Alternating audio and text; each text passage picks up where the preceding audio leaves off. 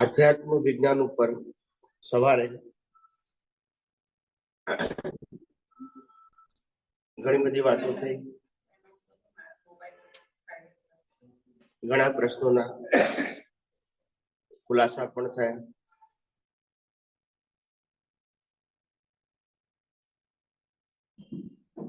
જે લોકો આ આધ્યાત્મ વિજ્ઞાનને સાંભળે છે, સમજે છે, ઉપયોગ કરે છે, અનુભવ કરે છે, એ બીજાને આ વિજ્ઞાન સ્વયં આપી શકશે. કોઈની પરમિશનની જરૂર, કારણ કે આ વિજ્ઞાન કોનું છે? વ્યક્તિની માલિકીનું જ્ઞાન હોય તો પરમિશન જોઈએ. કુદરતના જ્ઞાનમાં કોઈની પરમિશન ના જોઈએ. આનો પહેલો પ્રિન્સિપલ, આધ્યાત્મ વિજ્ઞાન કુદરતનું છે, વ્યક્તિનું. યસ કે નો?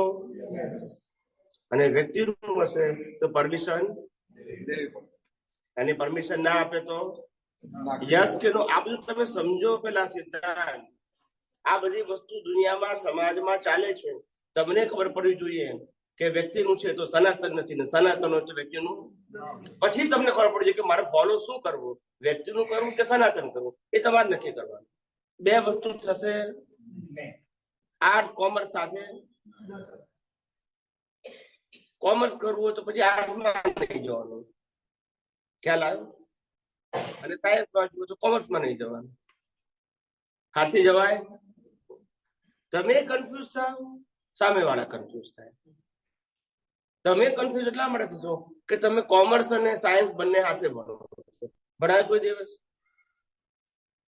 સાયન્સ કુદરતના કાનૂન ઉપર આધારિત છે. સાયન્સ અજ્ઞાનનો નાશ કરે છે. સાયન્સ રિલેટિવ સત્યને અજ્ઞાન કહે છે, અને ધર્મ રિલેટિવ સત્યને જ્ઞાન કહે છે. એ પાપ પુણ્યનો માર્ગ, બંનેનો મેળ કેમ પડશે? પડશે? પછી તમે કન્ફ્યુઝ થાવ. ઘણા લોકો મારી પાસે આવે પછી પ્રશ્ન પૂછે, પણ સ્વામીજી આપણે પ્રતિક્રમણ કેમ નહીં કરવાના? આપણે ભૂલો કરી હોય, પહેલા કરી હોય, પછી કરી હોય, ગયા અવતારમાં કર્યું હોય, ભવિષ્યમાં કરીશું, પ્રતિક્રમણ કેમ નહીં કરવાના? પ્રતિક્રમણ નહીં કરવાના. પ્રતિક્રમણ અહીંયા આગળ પુરુષાર્થ નથી, એવું મેં લાખો વખત કીધું છે. અહીંયા પ્રતિક્રમણ ઉદય કર્મ હોઈ શકે, પુરુષાર્થ. કારણ કે અતિક્રમણ તમે કરતા અને પ્રતિક્રમણ તમે કરતા નથી. કયું? પ્રકૃતિ. છતાં આ પ્રશ્ન પૂછે તો મને ખબર પડી જાય કે આ લાયો ક્યાંથી? રોગ બીજે દવા અહીંથી લે. ના સમજાયું ભાઈ? જ્યાં રોગ છે ત્યાંથી દવા લઈને હું ક્યાં ના પાડું છું? પણ આ આર્ટ્સ, સાયન્સ અને કોમર્સ ભેગું કરે એની આ દશા. ના સમજાયું? મને ઘણા બધા પૂછે, સ્વામીજી ભગવાન એવું કહેતા હતા કે મારા ગયા પછી મારા નામે બહુ દુકાનો ચાલશે, તો તમારી દુકાન ના કહેવાય? કોની વચ્ચે? વડોદરામાં. પણ વિજ્ઞાન ને ધન્ય છે કે એવો જવાબ ઝડપે સલાક આપે, જિંદગીમાં પૂછવાની ખો ભૂલી જાય. વિજ્ઞાન એવો જવાબ હું નથી આપતો, વિજ્ઞાન જવાબ આપે છે. હું તો સ્પીકર છું, હું વિજ્ઞાનનો ક્રિએટર. અને ત્યારે મેં જવાબ આપ્યો, દુકાન એને કહેવાય માલ બીજાનો અને હું વેચું તો. બોલો હા કે ના? બોલો, તમારે બોલવું પડશે. અને મારો અનુભવ દુનિયાને કહું, દુકાન. હવે તમારે સમજવાનું છે કે દુકાન કોને કહેવાય. કોને સમજવાનું છે? તમારા લોકોને કે દુકાન કોને કહેવાય. જે બીજાનો માલ વેચે એને શું કહેવાય? હું તો મારો અનુભવ કહું છું, અને હું કહું છું કે જે બોલવું એના માટે હું જવાબદાર છું, બીજો કોઈ. આ વિજ્ઞાનનો પ્રતાપ છે. દુનિયાને જેમ છે તેમ કહી શકે છે. ખ્યાલ આવ્યો? કે તમારી ફરજ બને છે આ વિજ્ઞાન સમજ્યા પછી જ્યાં પણ જાઓ, સંજોગોના અધીન ગમે ત્યાં જાઓ, પણ જયારે તમને પૂછવાનો મોકો મળે ત્યારે જેમ છે તેમ પ્રશ્ન પૂછજો. એનું બે કારણ. એક તો તમને ખબર પડશે કે સામે વાળાનું લેવલ શું છે. બીજું, સામે વાળી વ્યક્તિને જો વિજ્ઞાન સાંભળેલું હશે તો જવાબ આપવાનો મોકો મળશે. ભલે અમારી જ વાત સાંભળેલી બોલે, એનો વાંધો નહીં. ત્રીજો ફાયદો એ થશે કે ત્યાં સાંભળનારા બધા વર્ગને વિજ્ઞાન ખબર પડશે. જયારે વક્તા બોલશે આ નિમિત્ત તમારે બનવાનું છે વિજ્ઞાન માટે. મારું નામ બોલાય કે ના બોલાય ભૂલી જાઓ. વિજ્ઞાન દુનિયામાં વ્યક્ત થવું મારું મિશન આ છે. દુનિયાના સાધુ સંત સંન્યાસીઓ આજે આ વિજ્ઞાન બોલતા થઈ ગયા છે. તમે કોઈ પણ સાધુ સંત સંન્યાસીના 5 વર્ષ પહેલાના વિડીયો જુઓ, બધા યુટ્યુબમાં છે, અને આજના સાંભળો, બધા વિજ્ઞાન શબ્દ બોલતા. આ વિજ્ઞાનનો પાવર છે. સમજાય છે?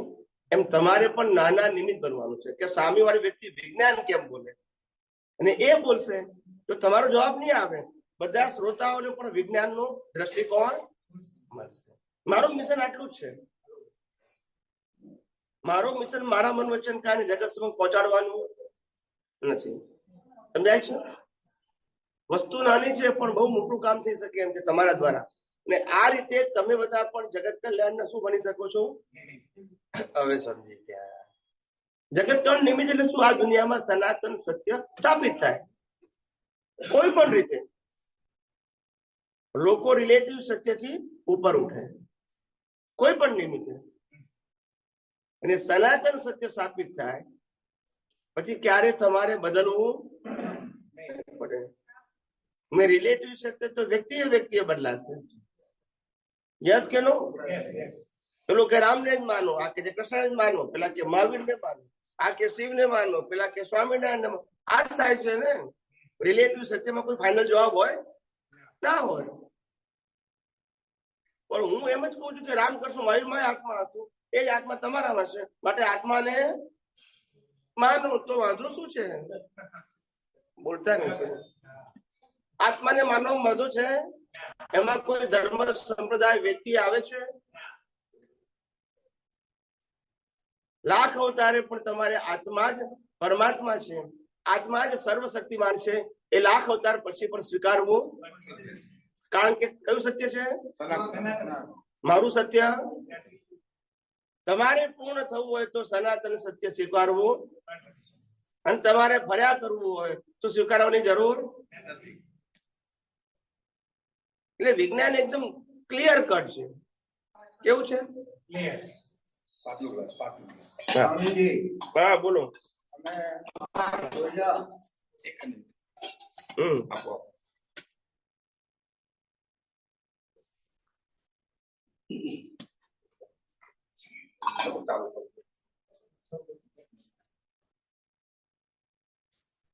બોલો.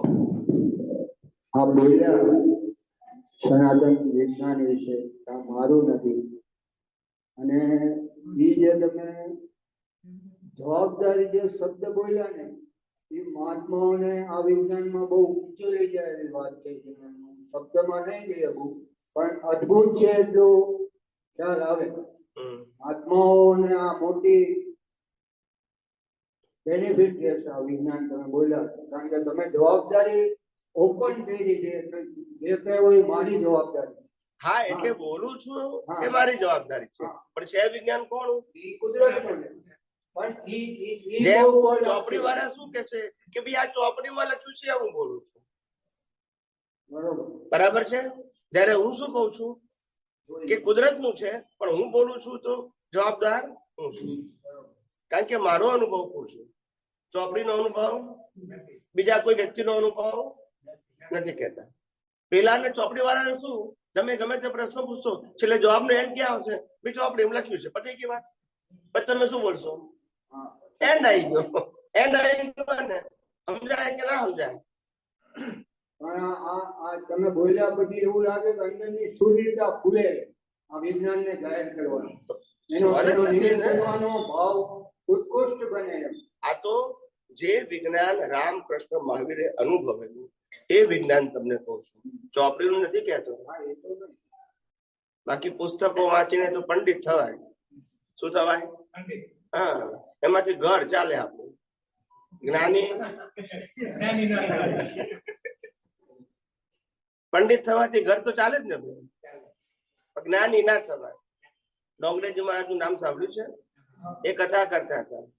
જયારે એમના ધર્મપત્ની નું અવસાન થયું ત્યારે એમની પાસે પૂજા પાઠ કરવાના પૈસા ના સમજાયું. હાલાકી એ તો બહુ પવિત્ર પુરુષ હતા, બહુ પવિત્ર. એ પૈસા માટે કરતા 11 આપો તોય કથા કરે. એને પડી જ નથી. એ કોઈ દિવસ કહેતા ને કથા આટલા પૈસા એવું બોલતા બહુ પવિત્રપણા છે. આવા વિરલા બહુ ઓછા હોય છે. નિસ્વાર્થ ડોંગરેજી બહુ છે. આજે પણ એમને લોકો યાદ કરે. પવિત્ર માણસ પૈસા માટે નથી કરતા. એ કે છે મને આનંદ આવે છે ભગવાનની વાત કરવાની. આથી 40 વર્ષ પહેલા અમે ધાંગધ્રામાં સાંભળેલા બહુ પવિત્ર નિસ્વાર્થ ભાવે કથા કરે. બસ મને કથામાં આનંદ છે. અને આજના ધર્મગુરુ બી કથા કરવી તો અમારા 200 માણસ તમારે ત્યાં આવશે. રહેવા જમવાની સગવડ કરવી પડશે. આવા જવાનો ખર્ચો તમારે જમવાની વ્યવસ્થા બધાની કથાકારો જે આવે બધાની ભક્તોની પણ કરવી. તે પછી તમારે બીજા 25 લાખ આપવા બોલતા નથી. તો આ કથા કરી કેવાય કે વેચી કેવાય? એનું કે ફળ આવે? ભગવાનની વાત તમે વેચો છો, વેચવાની વેચાય કરી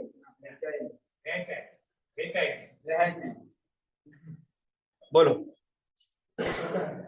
જેને પૂછો વાળા પ્રતિ પૂછો બધા બેટા બેટા બેટા બેટા બોલો. આમ આમ કથા કરવી હોય તો અત્યારે એક જાતનો બિઝનેસ છે બાપુ. પૈસા રળવા ચાલે છે એ તમારા બધાથી ચાલે છે. બિઝનેસ છે.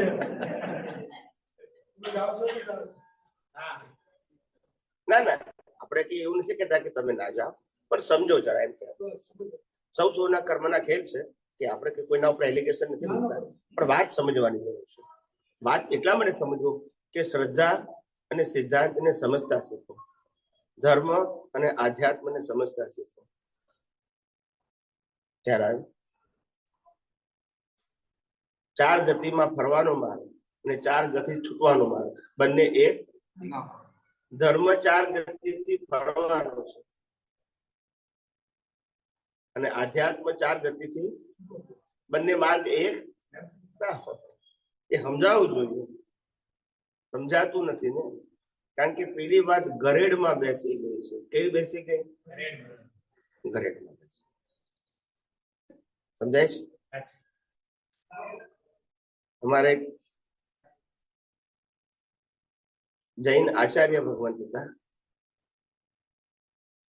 એમની સાથે 20-22 વર્ષ પહેલાની વાત છે.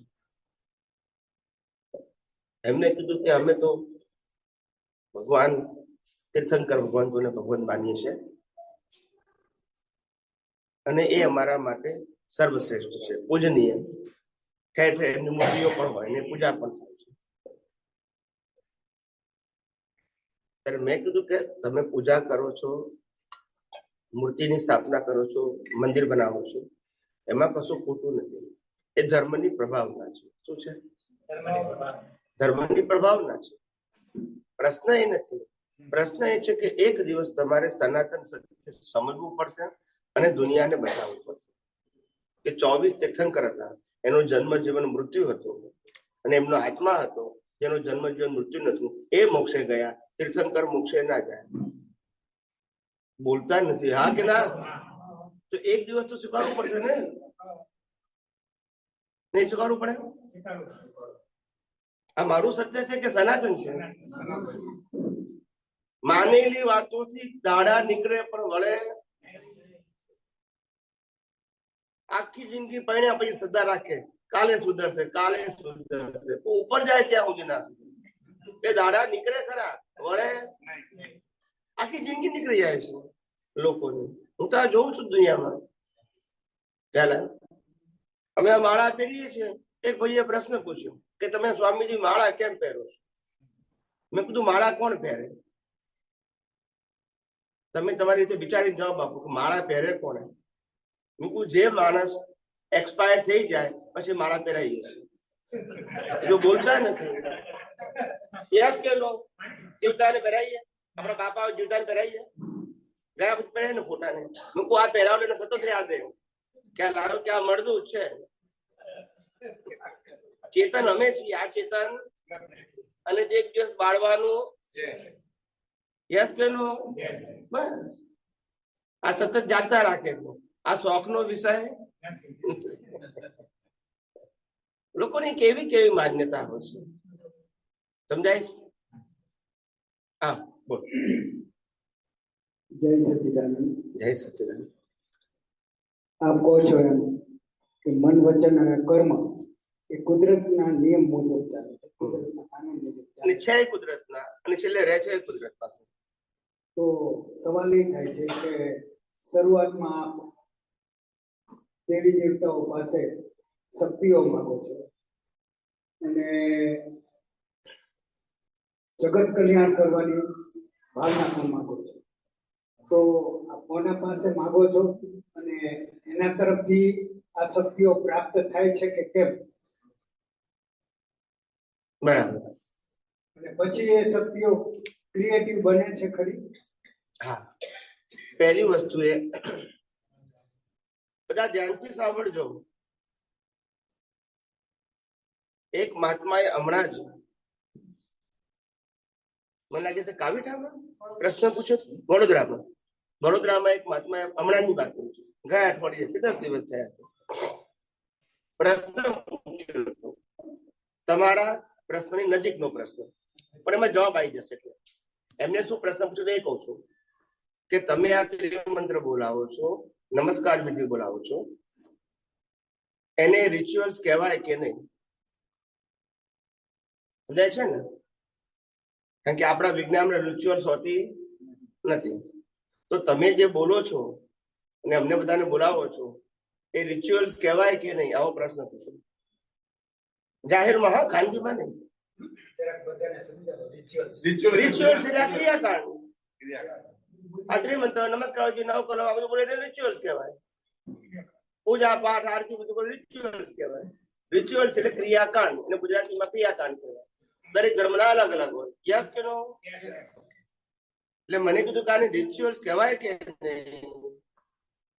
મેં કહું આને રિચ્યુઅલ્સ ત્યારે કહેવાય હું તમને બોલવાની આજ્ઞા કરું કે તમારે કાલથી 1 વાર 2 વાર 3 વાર 4 વાર બોલવું પડશે. તો પછી શું કહેવાય? મેં કોઈને કીધું નહીં? ભૂતકાળમાં કીધું છે કોઈને? મેં કોઈને પૂછ્યું છે ખરું કે તમે ત્રિમંત્ર બોલો છો કે નહીં?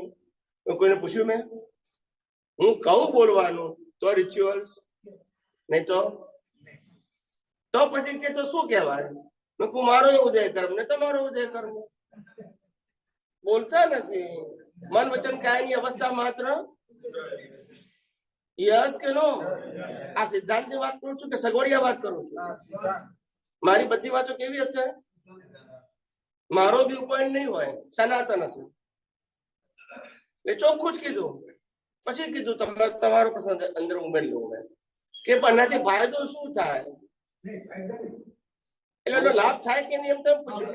પહેલો પ્રશ્ન મારો દેવી દેવતાઓનો કોના પાસે માંગો છો? આપણે કોઈની પાસે છો તો માંગવાથી મળે. પહેલી વસ્તુ મળ્યા પછી એનો ઉપયોગ થઈ શકે. માંગવાનો તો તમને જવાબ મળી ગયો કે મેં કીધું કે આ ઉદય કર્મ મારો ને તમારો છે, એટલે માંગવાનો પ્રશ્ન આવે નહીં. ઉદય કર્મમાં ફરજિયાત શું હોય? મારે બોલવું એ ફરજિયાત, અને તમારે રિપીટ કરવું એ. માગવું ક્યારે કહેવાય? હું પોતે બોલનારો હોઉં તો. સમજી ગયા? હું જયારે એમ કહું કે આ મારો ઉદય કર્મ તમારો ઉદય કર્મ, તો માગવાનું ના કહેવાય. પણ તમને હું કહું કે ભાઈ આ રીતે તમારે ભાવના ભાવવાની, તો પછી માગવું કહેવાય. હવે સમજાય છે? પણ આપણે ફાયદાની વાત કરીએ. ફાયદો એટલે કે આનાથી શું ફાયદો થાય? દેવી દેવતાઓને પહોંચી જતા બોલ્યા હતા તમારા પ્રશ્નમાં. પહેલી વસ્તુ એ પ્રકૃતિ માટે પ્રાર્થના કરે કે કોઈ પણ દેવ દેવતાને અને ફાયદો થાય કે નુકસાન ના થાય, એ પાપ પુણ્યના એને આત્મા સાથે કોઈ લેવા દેવા નથી. ફાયદો થાય તોય નહીં, ના થાય તો નહીં. પ્રકૃતિ માટે માંગે છે. પ્રકૃતિ આત્મા માટે માંગતું કોઈ કે મારી શારીરિક તકલીફ છે તો કોઈ ધન્વંતરી દેવને પ્રાર્થના કરો, બરાબર છે? હવે પ્રકૃતિ ધન્વંતરી દેવને પ્રકૃતિ માટે પ્રાર્થના કરે છે, આત્માની અનુભૂતિ માટે. કોઈ કે મારે લક્ષ્મીની તકલીફ છે, હું લક્ષ્મી દેવીને પ્રાર્થના કરું. તો પ્રકૃતિ માટે કરે છે. પુણ્ય હશે તો મળશે, નહીં હોય તો નહીં મળે. પણ આત્માને લેવા દેવા, આત્માની પ્રગતિ સાથે કોઈ લેવા દેવા. સમજી ગયા? સમજી ગયા કે નહીં? હું આધ્યાત્મિક શબ્દ ક્યારે આવે કે જયારે હું કોઈ પણ પ્રકારના પુરુષાર્થની વાત આત્મા માટે કરતો હોઉં, તો પછી પુરુષાર્થ કહેવાય. શું કહેવાય? હવે એક ભાઈએ મને પૂછ્યું કે સ્વામીજી કોઈ બીમાર હોય ને તમે વિધિ કરો છો, કોઈને આર્થિક તકલીફ હોય તો તમે વિધિ કરો છો, પ્રાર્થનાનો રસ્તો બતાવો છો, બરાબર છે? કે કોઈને સાંસારિક પ્રોબ્લેમ બહુ ભારે હોય અને તમે એને રસ્તો બતાવો છો, તે વિધિ કરો છો, એનું કારણ શું કે છે? આપણે તો આધ્યાત્મની વાત છે, ના તો બધું સામાજિક વાત છે. તો બધા પૂછે તો ખરા, તો પૂછે નહીં. પણ આ વિજ્ઞાનમાં કશું પોલમ પોલ ચાલતું પોલમ પોલ નહીં ચાલે. એટલે મેં કીધું જુઓ, પહેલી વસ્તુ એ અમને પૂછે અને અમે કહીએ છીએ એ પ્રકૃતિનો હિસાબ છે, એને અમે પુરુષાર્થમાં લેતા. બીજું, આ પરિણામ વાળો ભાગ કેમ આવ્યો છે? આ અત્યારે પરિણામ છે, પણ ગયા અવતારનું બીજો તો આવે ને ફળ. એટલે ગયા અવતારનું બીજ નાખ્યું હતું કે આ લોકો વિજ્ઞાન સમજતા જો એ લોકોને આવા સામાજિક, આર્થિક, શારીરિક પ્રશ્નો આવશે તો ક્યાં જશે? માટે એને હેલ્પ કરવી. કયો ભાવ ક્યારે કર્યો હતો? ગયા.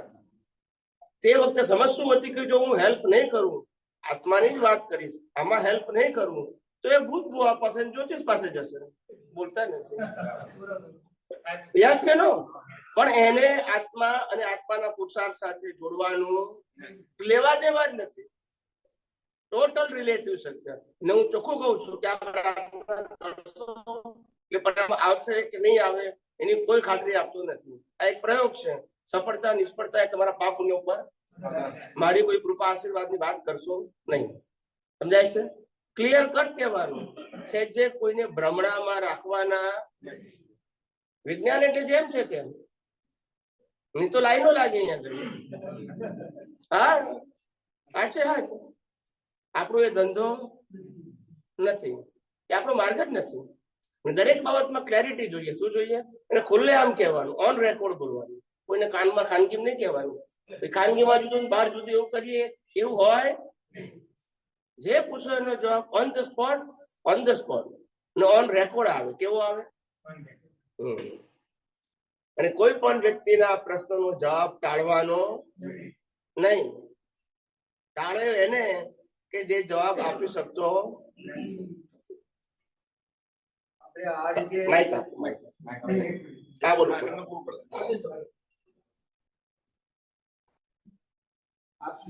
આપ જે જગત કલ્યાણની વાત કરો છો, જગત કલ્યાણ માટેની ભાવના ભાવો છો, અને જગત કલ્યાણ માટે જે કઈ માંગો છો કે મને જગત કલ્યાણ કરવાની શક્તિ આપો, તો આ જગત કલ્યાણ કરવાની ભાવના કોને અને જગત કલ્યાણ કરવાની શક્તિ કોના પાસે માંગે છે? બરાબર. જેના પાસે માંગવામાં આવે છે એના તરફથી આ શક્તિ પ્રાપ્ત થાય છે. અને પ્રાપ્ત થયા પછી જગત કલ્યાણ કરે છે કે કેમ?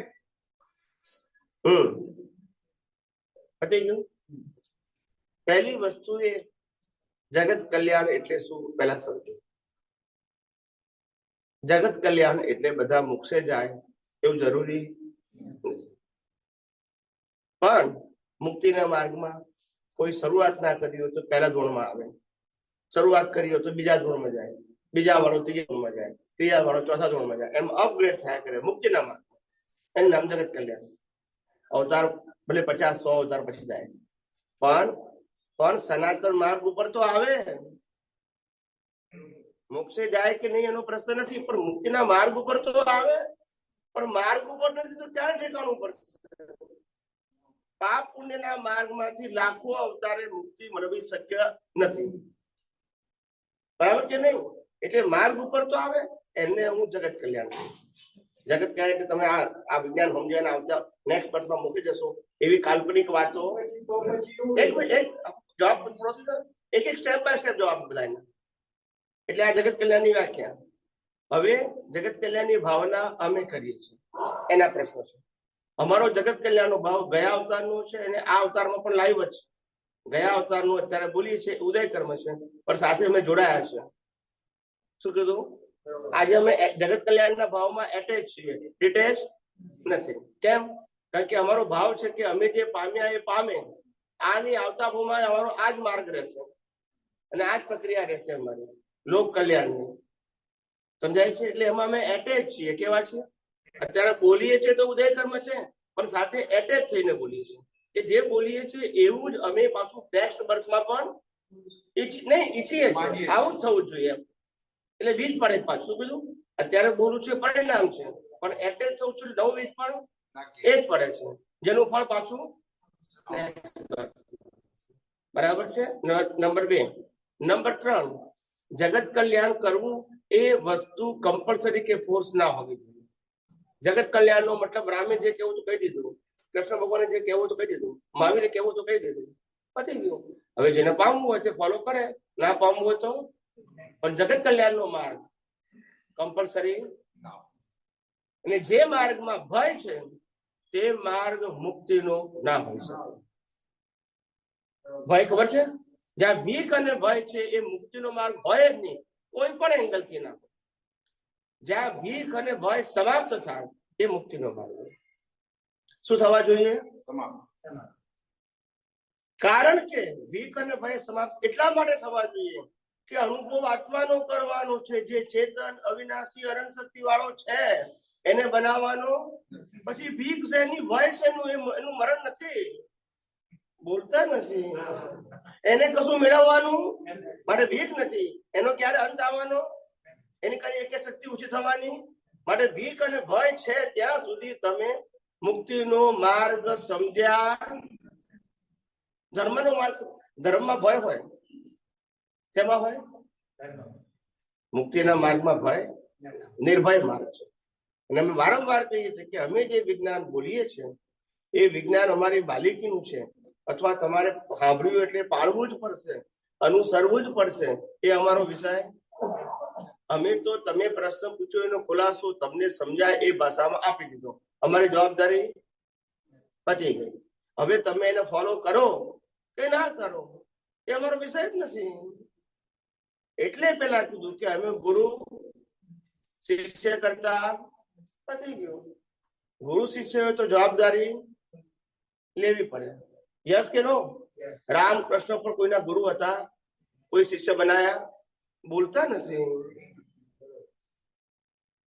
કારણ કે એ લોકો કાચા હતા એટલે ને, જો બોલતા નથી. અને આજે લોકો 100, 200, 500, 1000 શિષ્યો બનાવે, પાવરફુલ કહેવાય. રામકૃષ્ણ મહાવીર કરતા બોલતા નથી. બોલો તમારી ભાષામાં બોલો ને. નહીં, એક મિનિટ, એટલે વાત સમજવી પડશે. ખ્યાલ આવ્યો? મુક્ત પુરુષો કોઈને બાંધે અને બંધાયેલો પોતે કોઈને છૂટી શકે? હું તમને બાંધું તો હું છૂટી શકું? બોલો ને. અમે ફોરેનમાં લંડનમાં બગીચામાં ફરવા ગયા હતા, પાર્કમાં મોટા. તો એક બાઈ હતી, તે ડોગ લઈને ફરતી હતી. ઠંડીના કપડા પહેરાયેલા, ઠંડીના કપડા. ત્યાં ચશ્મા પહેરાય, તાપ ના લાગે. ડોગ ને ચશ્મા પહેરાવે, તાપ બહુ હોય, તે લઈને ફરતી હતી. તમારા એક મહાત્મા મને પૂછે કે આ દ્રશ્ય જોઈને તમને શું થાય છે? આ દ્રશ્ય જોઈ બરાબર છે, તમને શું થાય છે? આવું પૂછ્યું મારે કેવું પડે ને. મેં કીધું આ બે માં માલિક ડોગ છે. મને કે ડોગ કઈ રીતે? ખ્યાલ આવ્યો? ડોગ ને ખબર છે કે આ મારા આસિસ્ટન્ટ છે, મને છોડીને જઈ શકે મારી ખવડાવવા, પીડાવવા, નવડાવવા, દોડાવવા, ફેરવવા, દવા, બધી જવાબદારી કોની? એમની. મારે કમાવાનું, રાતે ચિંતા વગર ઊંઘી જવાનું. ચિંતા કોને કરવાની?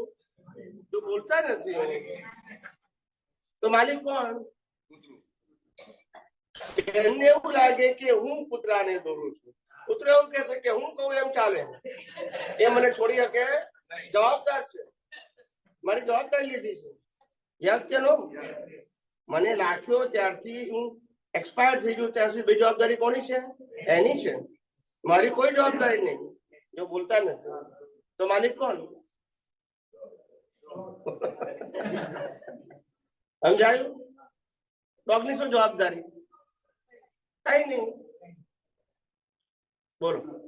તો આપે જે કીધું કે જગત કલ્યાણની ભાવના એ ઉદય કર્મ લઈને આવેલા, અને પાછું બીજે નાખું છે, બે બોલે, બે શબ્દ હાથે બોલે, અડધું ના બોલશો, લોકો ઊંધું સમજશે પછી. એવું એમ છે કે ઉદય કર્મ તરીકે જોતા હોય ત્યારે આપણે એ પણ ખ્યાલ આવે ખરો કે અમારું ઉદય કર્મ છે, બાકી હું જગત કલ્યાણ કરનાર કોણ? જગત કલ્યાણ હું કરી શકું, એક દ્રવ્ય બીજા દ્રવ્યનું કંઈ કરી શકે ખરું?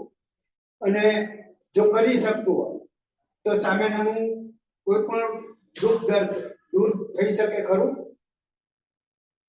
પતી ગયું.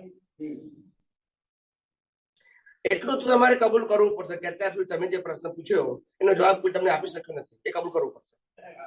બસ તમે કોઈ પાસે ગાય નહીં પૂછતો, પણ કોઈએ તમને નથી આપ્યો એ તમારે કબૂલ કરવું પડશે, પછી હું જવાબ આપું છું. બરાબર છે?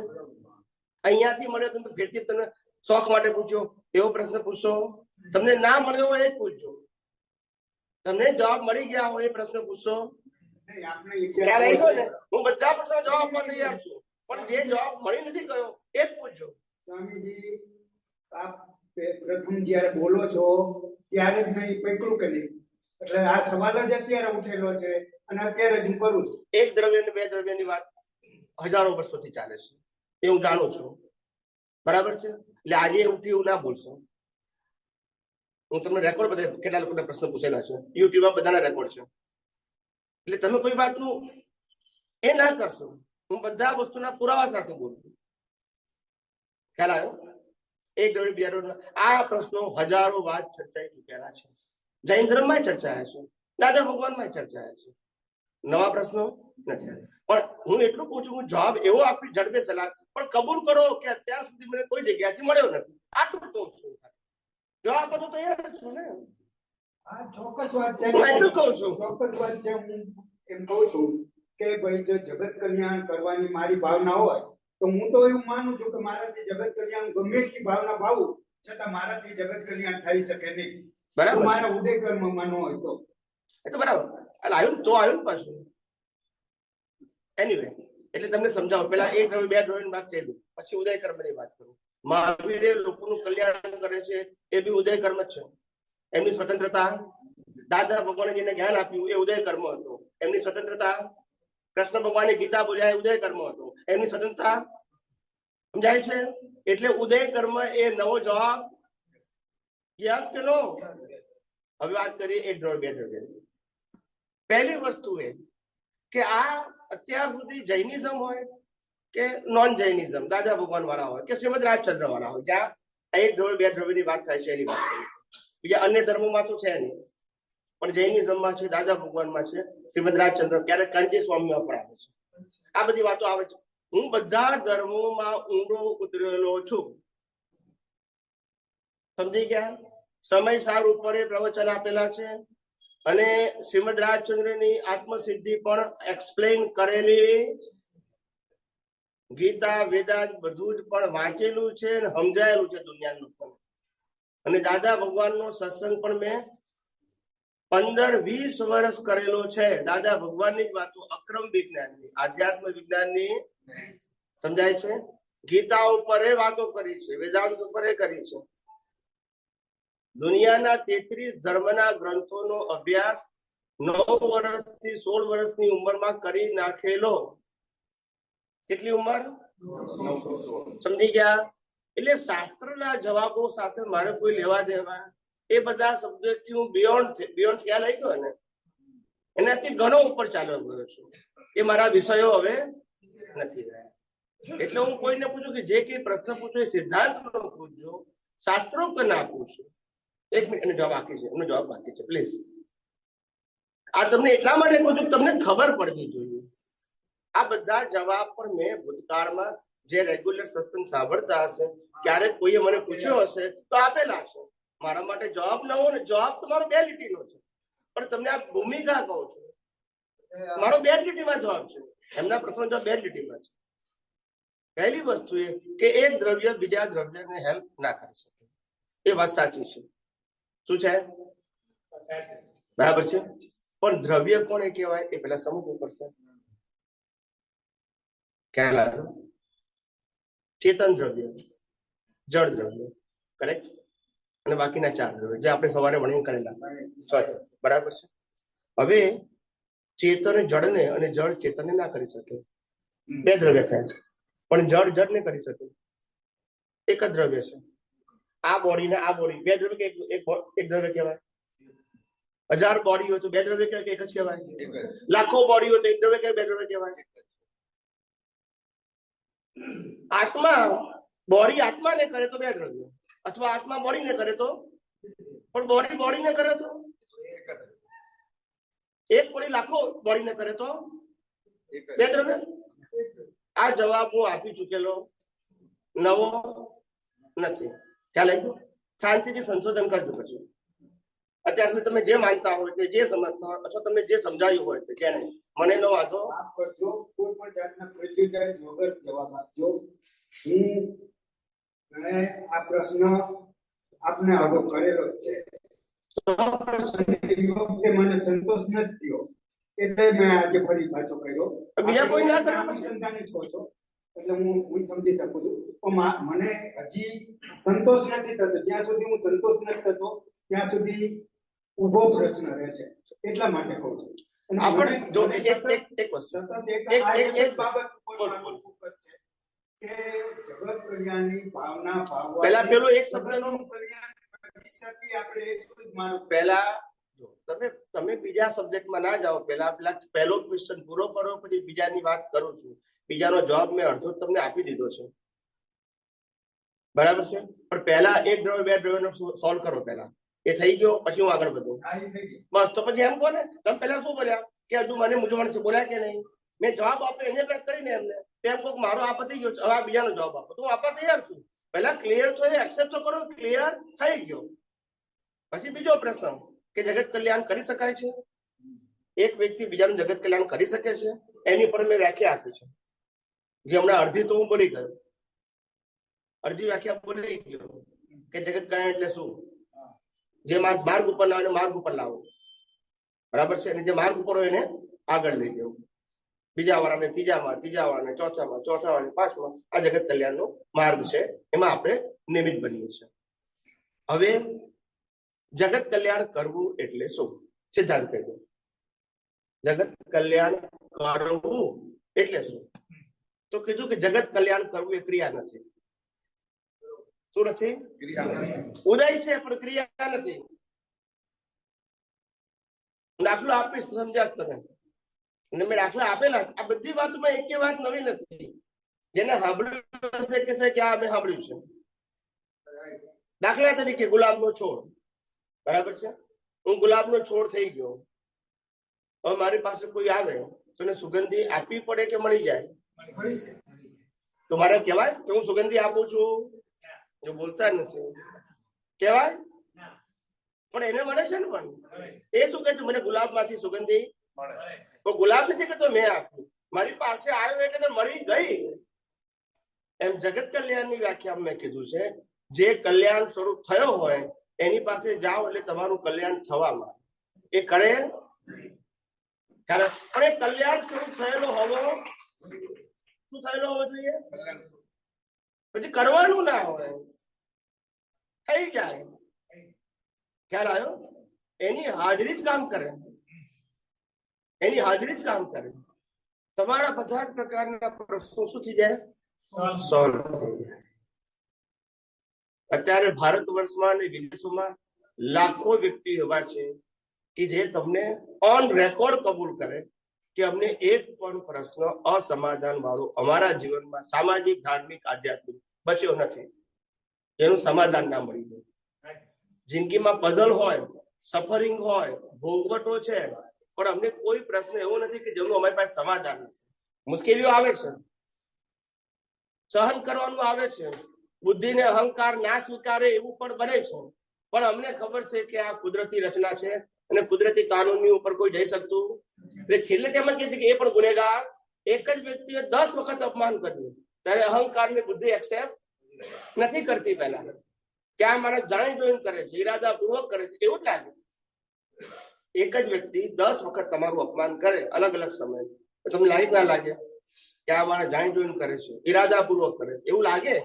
તમારી બુદ્ધિ બતાવે ખરી ડિસ્ચાર્જ બુદ્ધિ, પણ વિજ્ઞાન કે છે કે કોઈની પાસે માન અપમાન આપવાની સ્વતંત્રતા કુદરતે આપી માટે 10 વાર કર્યું તો પણ કુદરતી રચના છે, અને 100 વાર કર્યું તો પણ કારણ કે વિજ્ઞાન કહે છે, વ્યક્તિ કહેતા આ હું નથી કહેતો.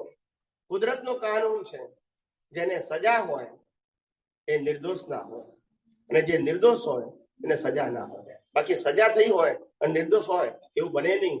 તમારી આંખોથી કદાચ નિર્દોષ દેખાય, રામ વનવાસ ગયા એ નિર્દોષ દેખાય, પણ એના જ કર્મના. પણ આજે દેખાતા સીતાજીને ઉપાડી ગયા, નિર્દોષ દેખાય, પણ એના જ કર્મના. રાવણનું મૃત્યુ થયું, એના જ કર્મના. કૃષ્ણ ભગવાન દુર્યોધન ના માને, એના જ કર્મના.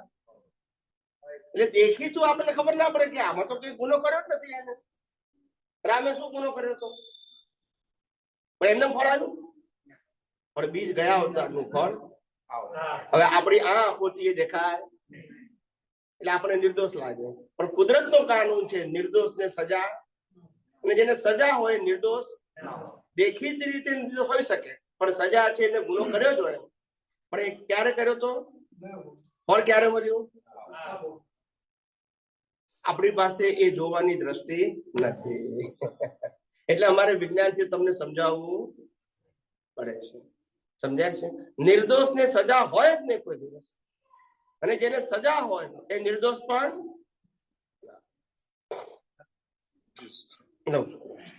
એક પદ લઈ લઈએ વચ્ચે, લઈ લો. એક થોડીક વાર જરા અમારા ડોક્ટરે કીધું છે કે હવે તમે પોણો કલાક પછી લગભગ આશરે 2600 વર્ષ પછી આધ્યાત્મ વિજ્ઞાન કે જે કુદરતના કાનૂન પર આધારિત છે, જે સનાતન સત્ય ઉપર આધારિત છે, સત્ય નહીં પણ કેવું સત્ય? સનાતન. એ વિજ્ઞાન ફૂલ ફોર્મમાં આધ્યાત્મ વિજ્ઞાન દ્વારા વ્યક્ત થઈ રહ્યું છે. ઇન બિટવીન વચ્ચે ઘણા જ્ઞાનીઓ આવી ગયા, અનુભવી, સમર્થ, ઓર્ડિનરી આવી ગયા, પણ એ લોકો પાસે હાઈ લેવલનો એક્સપિરિયન્સ તો હતો, એમાં ક્વેશ્ચન, પણ કુદરતે વ્યક્ત કરવાનો મોકો ના. શું આપ્યો? શ્રીમદ રાજચંદ્ર કેવા જ્ઞાની, જેના માટે દાદા ભગવાને કહેલું કે અમને પ્રત્યક્ષ મળ્યા હોત તો અમે પૂઠે પૂઠે ચાલ્યા જાત. દાદા ભગવાનની વાત આપ તો વાણીમાં પણ અમે તો બધા 50 વખત સાંભળ્યું છે, પ્રત્યક્ષ સાંભળ્યું છે. એટલે એવા જ્ઞાની પ્લસ દાદા ભગવાન, બરાબર છે. પછી આ સમય સારને વ્યક્ત કરનારા હમણાં થઈ ગયેલા કાનજી સ્વામી, એને લોકો ભગવાન માનતા હતા, ના નથી પાડતો. અને આ બધાના પરિચયમાં હતો.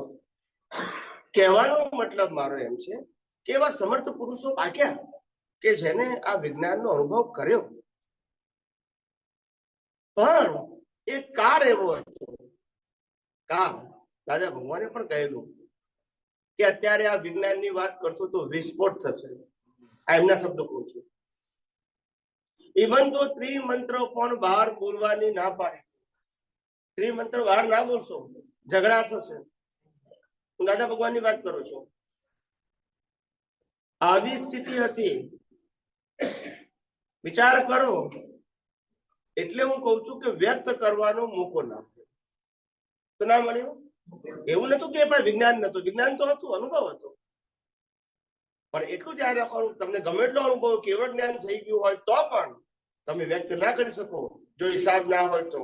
જેમ કે કેવડી ભગવાન ક્યારે દેશના આપતા? બોલો હા કે ના બોલો ને. કેમ? જ્ઞાન ઓછું છે? હવે સમજાય છે મારી વાત? વ્યક્ત કરવામાં કુદરતનો કાનૂન શું આવે છે? વચ્ચે આવે. અનુભવ કરવામાં વચ્ચે આવતો, પણ વ્યક્ત કરવામાં શું આવે છે? કાનૂન. હવે કાનૂન કેમ વચ્ચે આવે? કે બીજ હોય તો જ ફળ ના હોય તો. હવે તમે ગયા અવતારમાં બીજ નાખ્યું છે કે આ વિજ્ઞાન મને જેમ જેમ ધીમે ધીમે સમજાતું જાય છે અને સમજાતું જશે તેમ તેમ હું આગળ પણ વધીશ, અને કદાચ બીજાને કહીશ પણ ખરો. આગલા અવતારની વાત કરું છું. પણ જો એક્સેપ્ટ નહીં કરે લોકો, ઇન્ટરેસ્ટ નહીં બતાવે, તો પછી મારે ક્રમિક માર્ગ આપો. આવો ભાવ થઈ ગયો. શું થઈ ગયો? એનું પછી શું આવે બીજા અવતારમાં? પરિણામ ફળ. સમજાય છે? કે દાદા ભગવાને એમને આ વિજ્ઞાન ખુલ્લું થયું 1958. 4 વર્ષ સુધી કોઈ ઓળખી શક્યું નહીં. આ જ્ઞાની છે એમ જ ના ઓળખ્યું. ખ્યાલ આવ્યો? 58 થી 62. 62 માં એક વ્યક્તિ એમને ઓળખ્યા અને 62 થી 66 સુધીમાં ક્યારે 10 વ્યક્તિ એમની પાસે ભેગી ના થઈ. એટ એ ટાઈમ 40-50 વ્યક્તિઓ કે 100 વ્યક્તિઓ મળ્યા હશે મુંબઈ અને વડોદરા, 2 જગ્યા. પણ જે લોકો આ વિજ્ઞાન લઈ ગયા શરૂઆતમાં જ્ઞાન વિધિ નથી, આજ્ઞા નથી, સત્સાધન નતા, સામાયિક પ્રતિક્રમણ નતું, આરતી નથી, કીર્તન ભક્તિ નથી. સમજાય છે? મારી વાત સમજાય છે? આ બધું જ્ઞાન વિધિ હતી, પણ એક જ વાક્ય મન વચન કાય તદ્દન ભિન્ન એવો શુદ્ધાત્મા. 5 વખત બોલાવે, પતી ગયું. એ જ્ઞાન કીધું. આજ્ઞા બાજ્ઞા પણ નથી, પણ આટલું જ્ઞાન અને આ બધું વ્યવસ્થિત છે સમજાવતા હતા. વ્યવસ્થિત આજ્ઞા નથી, સમજાવતા હતા. બરાબર છે? પણ જે લોકો એમને મળ્યા શરૂઆતમાં, એ લોકોને સમજાયું કે ભાઈ આવું કોઈ જ્ઞાન હોતું હશે કે હું આત્મા છું અને બાકી બધું વ્યવસ્થિત છે, એનાથી કેવું મોક્ષ થાય? તે લોકો જ્ઞાન લઈ ગયા પછી તગારાને પાવડા મૂકીને જતા રહ્યા. તગારાને પાવડા ખબર પડે છે? મેં જે સાધન આપ્યા ને એ પાછા આપીને ગયા. આ દાદા ભગવાનનું વાક્ય કરું છું, મારો શબ્દ નથી બોલતા. તગારાને પાવડા મૂકીને મેં સાધન આપ્યા હતા ને શું કર્યા? ત્યારથી સમજી કે આ લોકો લાયક. પછી એ બોલવા માંડ્યા કે આ બધા માઇનસ માર્ક વાળા છે. આધ્યાત્મિક ડેવલપમેન્ટમાં કેવા છે? Minus mark. સમજાય છે? અને પછી કવિરાજે કહ્યું કે પાડાને વેદ ભણાયા. ખ્યાલ આવ્યો? ઘણા લોકો કહેતા હતા દાદાને કે દાદા હવે તમે આ જ્ઞાન તો બધાને આપો છો, પણ કે છે કોઈ માણસ દીક્ષા આપે કે સંન્યાસી લે તો લાયકાત તો જોઈએ કે નહીં? કે લાયકાત જોઈને આપો દાદા, બધાને કેમ આપો છો? દાદા કે આ કાળમાં લાયકાત જોવાની હોય તો કોઈ છે જ નહીં. લાયક તો છે જ નહીં. એટલે પછી દાદા એ કીધું કે આપણી એક જ વાક્ય મને ભેગો થયો એ લાયક. એટલે જેમ મને એમ જ્ઞાન આપવા માંડ્યા. સાંભળજો, ત્યાર પછી આ બધું શરૂ થઈ ગયું સત્સાધન. અને એમને કીધું ઊંચામાં ઊંચા પ્રકારનો ક્રમિક. તો કીધું આ બધું એ બોલેલા છે ને આ બધું આપતોણીમાં છે. અમે લોકો તો અનેક વખત સાંભળ્યું છે, પણ આ તમારા પુરાવા માટે. અને છેલ્લે બોલ્યા 1987 દાદા ભગવાનનું લાઈફનું છેલ્લું વર્ષ. ત્યારે પોતે બોલ્યા અમારી વાળની ટોચ જેટલું સાયન્સ બહાર. યસ કે નો? હવે આ વાસ્તવિકતા સ્વીકારવી કેટલાકને ભારે પડે, અમે શું કરીએ? એમને એમ કહું દાદા ભગવાન ખોટું પડે એવું કહું, બીજું શું કહીએ? એ તો કવિરાજની જે તે વ્યક્તિ જે સંખ્યા હતી ને, પેલા 700 પછી 2100 એટલા લોકોને જ્ઞાન આપ્યું એ વખતે. જે વખતે જેટલા જ્ઞાન આપ્યું હતું એને આંકડો એમને મૂકી દીધું, બીજું કશું નથી. કહેવાનો મતલબ આ બધું પાછળથી આવ્યું છે.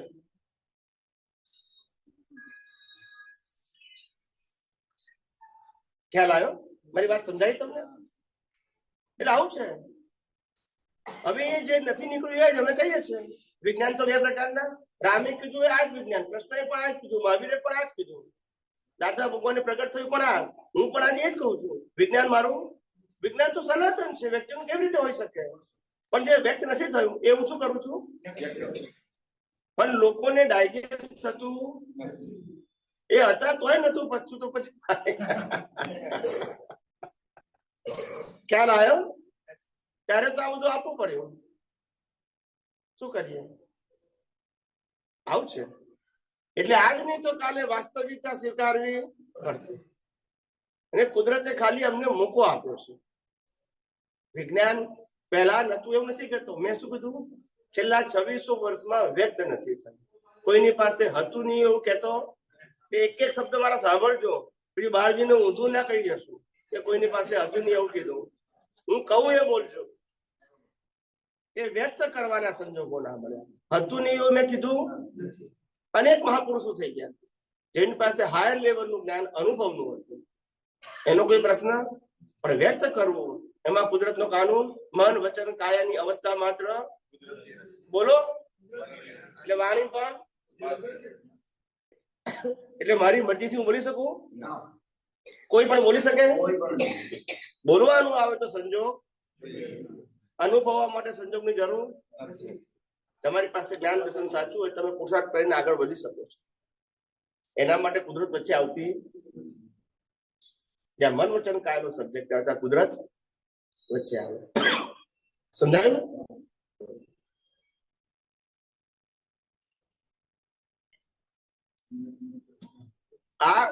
આ કળિયુગમાં આવું બોલવાની હિંમત કોણ કરે? મને કહો, કોણ કરે? કોણ કરે? કોઈ કરે?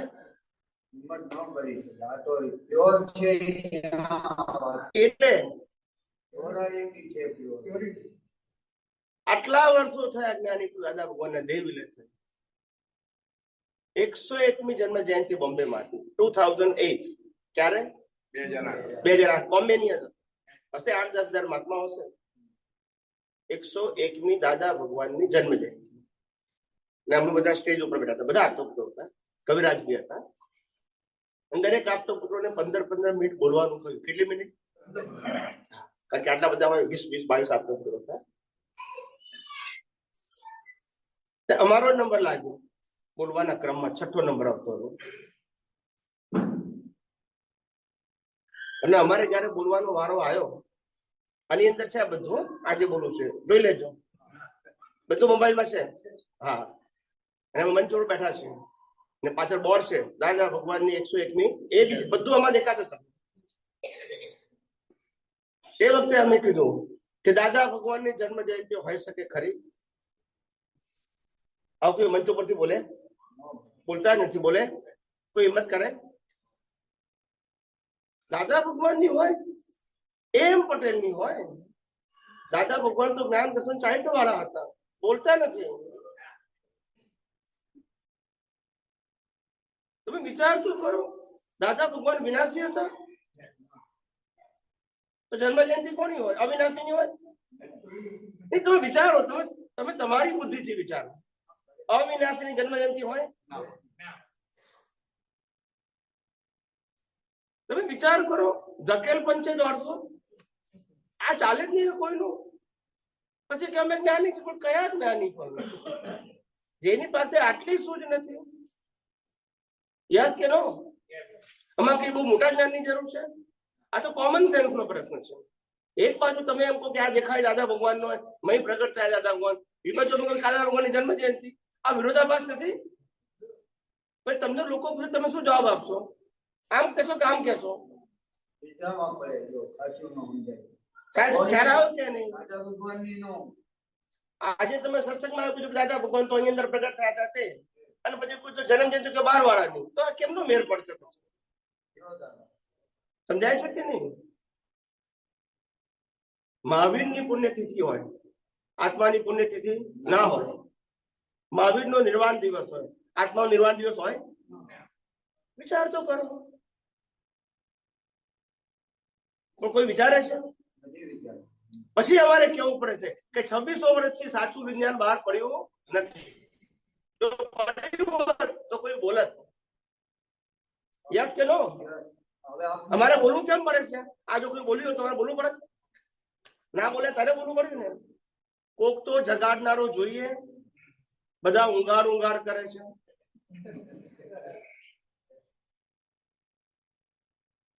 દાદા ભગવાને પોતે 1987માં જસુભાઈ વકીલનું નામ સાંભળ્યું હશે. એનો વિડીયો બધા બહુ ફરતા હતા. તમે બધા એને જોયા, સાંભળ્યા હશે. અમે તો આ પ્રત્યક્ષ સાંભળ્યું છે. વડોદરાની અંદર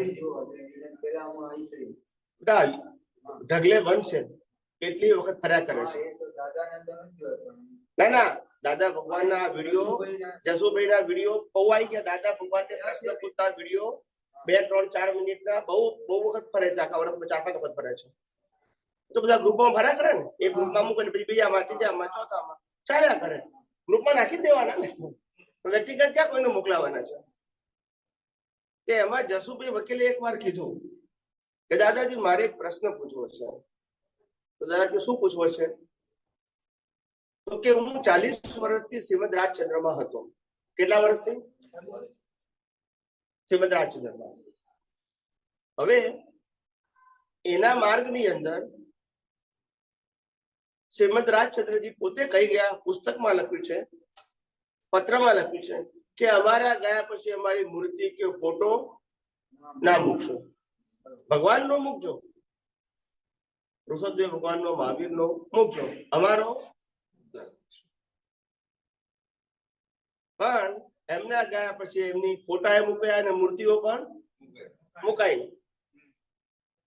ચલો એનો એ વાંધો નથી, પણ એમના ગયા પછી એમના શિષ્યોના ફોટા મુકાવવા માંડે. બોલતા નથી. હા કે ના બોલો ને. તો હવે મારો પ્રશ્ન કે જે શરૂ થાય છે, એવું આપણામાં તો નહીં થાય ને? ના સમજાય. એમનો પ્રશ્ન શું હતો ખ્યાલ આવી ગયો? કે ત્યાં થયું એવું અહીં તો નહીં થાય ને, કે અંદરના દાદા ભગવાનને ભૂલીને બહારના દાદા ભગવાનને પ્રોજેક્ટ કરશે. સમજી ગયા? હવે દાદાનો જવાબ શું છે? આ બધું અમારા વિડીયોમાં છે. ઓકે. ત્યારે દાદા ભગવાન કે છે આ બધા ગેલાઓ તો કરવાના, તમે સાંભળજો આ બધી વાતો, પણ કોઈ ક્રાંતિકારી પાકશે ને લોકોને જેમ છે તેમ કહી દેશે. સમજાય છે? ક્રાંતિકારી શબ્દ વાપર્યો છે, નામ નથી બોલ્યા, પણ ક્રાંતિકારી પાકશે ને એ અમારું વિજ્ઞાન આગળ વધારશે. આ બધું એ બોલેલા છે. ખ્યાલ આવે ને? પણ લોકોને શું થયું છે? બોલો. સ્વામિનારાયણ ભગવાન શું કહી ગયા? પ્રત્યક્ષ ને મેલી પરોક્ષ ને ભજે જે પ્રાણી, તપ તીર્થ ને દેરા, મન ન ટળે મસાણે રે. લોકોને સેન્ડો પડી ગઈ છે. પરોક્ષ ને પ્રત્યક્ષ ને મેલીને પરોક્ષ ને ભજે જે પ્રાણી. શ્રીમદ રાજચંદ્રજી કહ્યું સજીવન મૂર્તિના લક્ષ્ય સિવાય જે કંઈ પણ કરવામાં આવે છે એ જીવને બંધન કરતા છે ને આ અમારું યસ કે નો? સમજાય છે? અને જ્ઞાની પુરુષ દાદા ભગવાને કહ્યું કે પેલું કયું પદ છે, પેલું જગતની અંધારું જ પસંદ. હું લીટી ભૂલી ગયો. જુએ અંધકારમાં. આપણે આખું વાક્ય જોઈએ ને આગળ.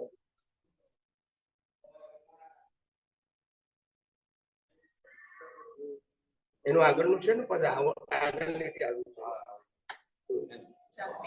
જાતે ન બોલી કોઈ કાળે. હું પ્રગટ ભગવાન છું ને, પણ પાછળથી આવે છે. સમજી શકે વિજ્ઞાન. હા, સમજી શકે વિજ્ઞાન તેવા લોક પડ્યા કામમાં. જે લોકો વિજ્ઞાન સમજી શકતા હતા એ બધા માન સન્માન ને પૈસાના કામમાં પડી ગયા. સમજી શકે વિજ્ઞાન તેવા લોક પડ્યા કામમાં. અમને કેવા ભેગા થયા? ફૂટી બધા મન ઉપજે પૂતગલ વિષય મૂળ વિભ્રાંત. અમને 5 ઇન્દ્રિયના વિષયોમાં ડૂબેલા ભેગા થયા અને સમજી શકતા હતા એ શું લાગે? કામે લાગી ગયા. ખ્યાલ આવ્યો? પછી આગળ શું છે? હા, પછી કે છે, આગળ કે છે દીવો જુએ અંધકાર ને ત્યાં આડું દેખે મન પ્રપંચ. કોઈ પ્રકાશ ધરે ને તો મોડું ફેરવી નાખે. સાચું સાંભળવું ના સમજાયું. આ પદમાં લખ્યું છે. દાદા બોલ્યા હતા એને કવિરાજે પદમાં લખ્યું. સાચું કહે તો પણ સાંભળશે. ભગવાન મહાવીર કહ્યું ને, વંક જડાય પછી માં, અમારા ગયા પછી અમારા શિષ્ય વાંકાને જડ થશે. એક તો ખોટું કરશે અને કોઈ ખોટું કહેશે તો છોડશે પણ. ગધે કી પૂછ પછડા સો પકડા, લાત મારે તો છોડવાની. આવી દશા છે આપણી સાહેબ. સાચી વાત તો કડવી તો લાગે, પણ દવા હંમેશા કડવી હોય એ જ રોગ કાઢે. બાકી મીઠી દવા તો ડાયાબિટીસ કરે. બોલતા નથી. યસ કે નો? લોકોની ટેવ ભલે મીઠાની પડી ગયો, પણ રોગ તો કડવી દવા. ખ્યાલ આવ્યો? પહેલા જમાનામાં કહેવાતું હતું કે સોટી વાગે ચમચમ, અને હવે સોટી બંધ થઈ ગયો, વિદ્યા આવતી. યસ કે નો? આ તો ભણેલો ગણેલો છોકરો હોય, કોમન સેન્સ ના હોય. ડિગ્રી નું જ્ઞાન છે, કોમન સેન્સ. પહેલા કોમન સેન્સ વાળા હતા, ઓછું ભણતા હતા તોય. ખ્યાલ આવ્યો? પહેલા એવા હતા, ઓછું ભણેલા, ઓછું કમાતા હતા, પણ 80 વર્ષ સુધી જીવતા હતા હસબન્ડ વાઈફ સાથે. અત્યારે એટલું કમાય છે, એટલી બુદ્ધિ છે કે 10 વર્ષે આચરી શકતા નથી. બોલતા નથી. સાચું બોલો ને. એટલા બુદ્ધિશાળી થઈ ગયા. ખ્યાલ આવે છે? કોમન સેન્સ નો મતલબ એડજસ્ટ એવરીવેર, અથડામણ ટાળો. એનું નામ કોમન સેન્સ કહેવાય. છેડો પાડી નાખે કોમન સેન્સ. આપણું તો દાદાજીએ સંઘમાં જ આપનું ઓપન કર્યું હતું ને તમારા વિશે. કેટલી વાર કીધેલું છે, જાહેરમાં જ કીધેલું. કેટલી વખત? છેલ્લા 4 અવતારથી તું આચાર્ય છું, અમે જે જ્ઞાન આપ્યું છે જ્ઞાન તું ગળથુથીમાં લઈને આવ્યો છે. આ બધું તો કેટલી વખત બોલ્યું. એ પહેલી મુલાકાત, એ વખતે 16 વર્ષ પૂરા થયા અને 17માં એન્ટર થયો ત્યારે એ પહેલી મુલાકાત. એ ગાંધીનગરમાં. એટલું તો સાહેબ કબૂલ કરી કે આપણું એ વિજ્ઞાન તમે કહો ને એની અંદર સ્થિર થતું જાય. ચલો પૂછો, હવે ટાઈમ જશે. પછી ટાઈમ 10 મિનિટ છે. પૂછો.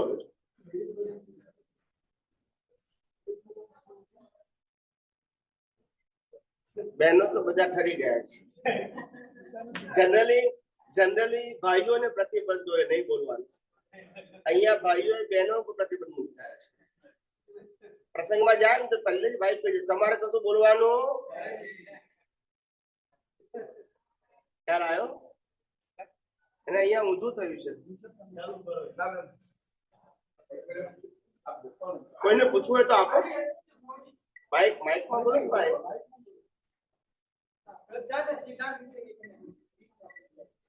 શ્રદ્ધા અને સિદ્ધાંતમાં ડીપમાં શું સાહેબ? શ્રદ્ધા એ તમારી માન્યતા છે, સિદ્ધાંત એ સનાતન છે. શ્રદ્ધામાં તમારે માનવું હોય તો માનો, ના માનવું હોય તો એ વ્યક્તિગત વસ્તુ છે. સિદ્ધાંત એટલે માનો કે ના માનો તો લાગુ. હવે સમજી ગયા?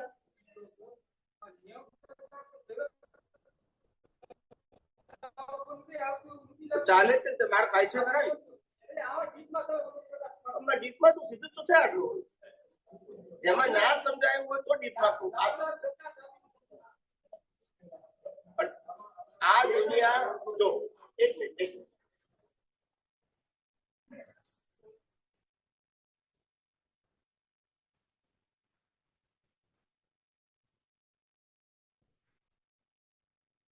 આ દુનિયા શ્રદ્ધાથી ચાલે છે. શું કીધું? મને જ્યાં પણ શ્રદ્ધા છે, જે પ્રકારની પણ શ્રદ્ધા છે, એનાથી જે ભાવ ઉત્પન્ન થશે એનાથી જન્મ મરણના ચક્કર ચાલુ. શ્રદ્ધાથી સંસાર ચાલે છે અને સિદ્ધાંતથી સંસાર સમાપ્ત. હવે તમારે નક્કી કરવાનું, શ્રદ્ધાના માર્ગે જવું કે સિદ્ધાંત. બે માર્ગ તો છે, ચોઈસ તમારી છે. બોલો.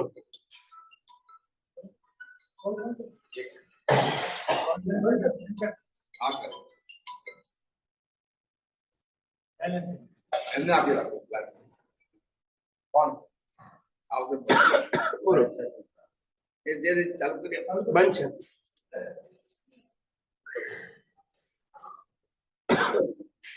બોલો. આમ રાખ. નજીક. હા, કીધું આ અવતાર વાતમાં કઈ સમજાતું નથી. કયા વાતમાં? અવતાર આપણો આપણે આગળના 4 અવતારની વાત કરી. એ એટલે મેં કીધું આપણે આ માણસ જન્મ થાય મરી જાય માણસ તો પછી અવતાર લેવા શું જાતું? અવતાર લેવા શું? કેમ જાય છે એમ? કેવી રીતે અવતાર લેતા જીવો? એ તો કર્મ કરો એટલે ભોગવવા જ પડે ને. તો આપણને ખબર પડે. આપણને ખબર હોય કે ના હોય? આપણે જન્મ્યા ત્યારે ખબર કે મા બાપ કોણ છે એ ખબર નથી તો મળે છે ને. ભાઈ બહેન કોણ છે એ ખબર નહીં, મળે છે ને. કાકા કાકી માસી કોણ છે ખબર છે, મળે છે ને. ના પણ બધા ખબર છે એટલે મળે છે, બધા ખબર છે એટલે મળે છે. તે કેમ મળે છે? આ સમજાતું નથી. એ ગયા અવતારના કર્મના ફળ રૂપે મળે છે. એમને નામ રૂપ અને ગુણ. બોલો. ચોથું પદ અવિનાશ. હા. ચોથું પદ નામ રૂપ ને ગુણ તો આપણે 5 તત્વમાં ભળે છે. ચોથું પદ વ્યાપકમાં ભળે છે તો અવતાર કેવી રીતે થતો? અવતાર લે છે કોણ? અવતાર લે છે કોણ? આપણે અત્યારે અવતાર કોણે લીધો છે એ જોવા દો. આજની વાત કરો, આજે કોણ લીધો છે? એ જ સમજવા જો. આજને ખબર નથી. એક પ્રશ્નમાં દમ તો હોવો જોઈએ. તમે શું પૂછવા માંગો છો? જન્મ, જીવન અને મૃત્યુ એ ગયા અવતારના કર્મનું ફળ છે. અને નેક્સ્ટ પર્સન પણ આ જ અવતારના બાંધેલા કર્મના ફળ રૂપે નેક્સ્ટ જન્મમાં જન્મ, જીવન, મૃત્યુ મળશે. એમાં ક્વેશ્ચન ક્યાં છે ખબર નથી પડતી એમ. આ તો સાયકલ ચાલ્યા જ કરવાની. જ્યાં સુધી કર્મ બાંધશું ત્યાં સુધી ભોગવવાના છે. એમાં નથી શું હું સમજાવું છું એ મને ખબર પડી જોઈએ ને. આ તો સિમ્પલ સાયકલ છે કે એક્ઝામ આપો રિઝલ્ટ મળે, એક્ઝામ આપો રિઝલ્ટ મળે. એમાં પ્રશ્ન ક્યાં આવે ખબર નથી. તો પછી આપણો આગલો અવતાર મારો કયો હોય એ કાંઈ ખબર પડે. આગલો અવતાર ખબર ના પડે પણ આગલા અવતારમાં તમે કેવી એક્ઝામ આપી હતી એના આધારે આ અવતાર છે એટલું ખબર પડે. અત્યારે ભેગા થાય છે ને એ ગયા અવતારની એક્ઝામ નું ફળ છે. જેવા બીજ નાખ્યા હતા ને એવું ફળ છે. ખ્યાલ આવ્યો? આ મૂંઝવણ બહુ કીધું. મૂંઝવે એવું નહીં. આપણી પાસે સમાધાન નથી એટલે તકલીફ છે. મૂંઝવે શું? એમને સત્સંગમાં સાંભળવા આપણે રોજે ઘરે તો પછી તો ઉકેલ આવે. કોઈ માણસ મેં હજુ જોયો નથી આ દુનિયામાં કે 70, 80, 90 વર્ષ જીવે. ખબર તો બરાબર. પણ કોઈ દિવસ વિચાર કર્યો નહીં હોય ને કે 80 વર્ષ સુધી શ્વાસ કઈ કરી શકે? થાકી નહીં જવું? જો બોલતા હા કે ના બોલો, વિચાર કરે કોઈ? ત્યાં ચિંતા નથી કરવાની, અહીંયા તકલીફ છે. 80 વર્ષ સુધી રાત દિવસ ચાલે છે તોય કે છે હું થાકતો જ નથી. આપણે એક કલાક આરામ આપને પણ જો બોલતા નથી આરામ અપાય? 1 મિનિટ ના અપાય. સમજાય છે કે નહીં? આ બધી ક્રિયા કુદરત કરાવે છે અને આ શરીર પણ કુદરતનું છે. શું કામ ઉપાધિ કરો છો? ખ્યાલ આવ્યો કે નહીં? ભાઈ 25 વર્ષના થાય, સાંભળજો, 25 વર્ષની ઉંમર થાય અને મા બાપ વિચારે કે હવે છોકરાને પરણાવીએ. ત્યારે મા બાપ વિચારે કે છોકરી મળશે કે નહીં. તો એ વખતે જન્મે છે કે જન્મેલી હોય તોય ચિંતા કરે. હવે છોકરી જન્મી ગઈ છે, ભણી ગઈ છે, મોટી થઈ ગઈ છે, કમાતી થઈ ગઈ છે, રસોઈ કરતી થઈ ગઈ છે. પણ તમને ક્યારે ભેગો થાય, હિસાબ શરૂ થાય ત્યારે આ તો કે છે લગ્ન આજે થાય, છોકરી આજે બને નથી. પણ કે અમે ચિંતા કરીએ છીએ. ચિંતા કરવાથી વહેલી જન્મી જાય એવું બોલો ને. કરવી હોય તો કરે, કુદરત કહેશો. હું તો એના સમય જ બેને ભેગા. હવે કોઈ અણસમજણથી ચિંતા કરે એમાં કુદરત શું કરે? દુબલે કાજી સારે ગાવ की फिकर. ગાવ વાળા શું કરે? સમજાય છે કે નહીં? કોઈ શું કરે? પોતાની અણસમજણથી ટેન્શનમાં રહે, કોઈ શું કરે? સમજાય છે કે નહીં? એક ભાઈ મને છોકરો પૂછવા આવ્યો, સ્વામીજી મારે લગ્ન કરવા કે નહીં? મેં કીધું કેમ એવું પૂછ્યું? મને કે છે હું મારા ફેમિલીમાં જોઉં છું, મારા કુટુંબમાં બધાને જોઉં છું તો બધાના જીવનમાં સંઘર્ષ છે. એટલે મને એમ લાગે કે પરણવા જેવું. મેં કીધું પરણવું હોય તો વિચારવાનું નહીં, અને વિચારવું હોય તો પરણવાનું નહીં. લગ્ન કરવા એટલે જંપ લાવવાનું, આગે આગે વિચાર કરે તો પરણી શકે, તો ભૂલતા નથી. પરણી શકે કોઈ? પછી આમ થશે, પછી આમ થશે, પછી આમ થશે. બહુ લગ્ન કરી 2 છોકરા થશે, પછી મોટા કરવાના, પછી એને ભણાવવાના, એને પરણાવવાના, એના છોકરા થાય. આવું કરે તો ગાડું થઈ જાય મારે. એ પરણી શકે? વિચારીને કોઈ પરણે નહીં, સમજાય છે? અને વિચાર, અને જે માણસ વિચારશીલ હોય એ પરણે જ નહીં. એટલે લગ્ન કરવા એટલે જંપ લાવવાનું. કાલે જેવા આવે વધેવાય, આપણને ખબર છે કાલે શું થવાનું છે. ખ્યાલ આવ્યો? એટલો મોટો એવિડન્સ છે જીવનનો. આપણા જે જીવનનો લાઈફ છે એ લાઈફનો આ ભાગ, મેરેજનો ભાગ, પતિ પત્નીનો બહુ જ મોટો એવિડન્સ છે કર્મનો. બીજા બધા નાના નાના હિસ્સા કહેવાય, આ મોટો હિસ્સો કહેવાય. યસ કે નો? એટલે મેં કીધું કે લગ્ન એટલે શું? 7 ફેરા ફરવાના, 70 વર્ષની જવાબદારી લેવાની. તો બોલતા નથી. હા કે ના? બસ. બ્રાહ્મણ નું કઈ જાદુ નથી 1 કલાક 2 કલાકનું. બ્રાહ્મણ ને તો દક્ષિણામાં હે. એમ નહીં, એ 2 કલાકમાં ભૂલાય નહીં અને યાદે ન રાખવું પડે એવું પડી ગયું. એ બ્રાહ્મણ નથી કરતો, એ આપણી સામાજિક રિચ્યુઅલ છે. અચ્છા, એમ. સમાજે નક્કી કર્યું છે. નામે ન ભૂલાય અને યાદે ન રાખવું. એવું છે. હા, જય શ્રી જય શ્રી કૃષ્ણ. હા હવે ખુશાલભાઈ નો પ્રશ્ન એવો છે કે આ શરીર એવું એ જડ છે અને ચેતનમાં ક્રિયા નથી, તો આ એમાં જન્મ કોણ લે છે? અને બીજા જન્મની અંદર કાયમના માટે મનુષ્ય જ હોય છે, પૂર્ણ પાપ કર્યા કરે છે, જન્મ મરણ લીધા કરે છે? કોઈ બીજા કોઈ એવી યોગની છે કે પૂર્ણ કરે તો મનુષ્ય અવતાર મળે, એવું આ ભાઈ કહેવું છે? 4 પ્રકારની યોની મળે: મનુષ્ય, પશુ, નરક અને દેવગતિ. 4 ગતિ છે. 4 માંથી ગમે તે ગતિ મળે તમારા કર્મ પ્રમાણે. બરાબર છે ને? પેલા ગતિ કહી દીધું અને કર્મ પ્રમાણે ગતિ મળે કહી દીધું. હવે બીજું શું જાણવું છે? તમે જેમ પૂછો એમ સ્પષ્ટ કઈ ગોળ ગોળ ગોળ ગોળ વાત નહીં કરવું. તમને જે ખૂંચતું હોય એ પૂછો. તમારો પ્રશ્નમાં જ કોઈ દમ ના હોય તો શું જવાબ આપો?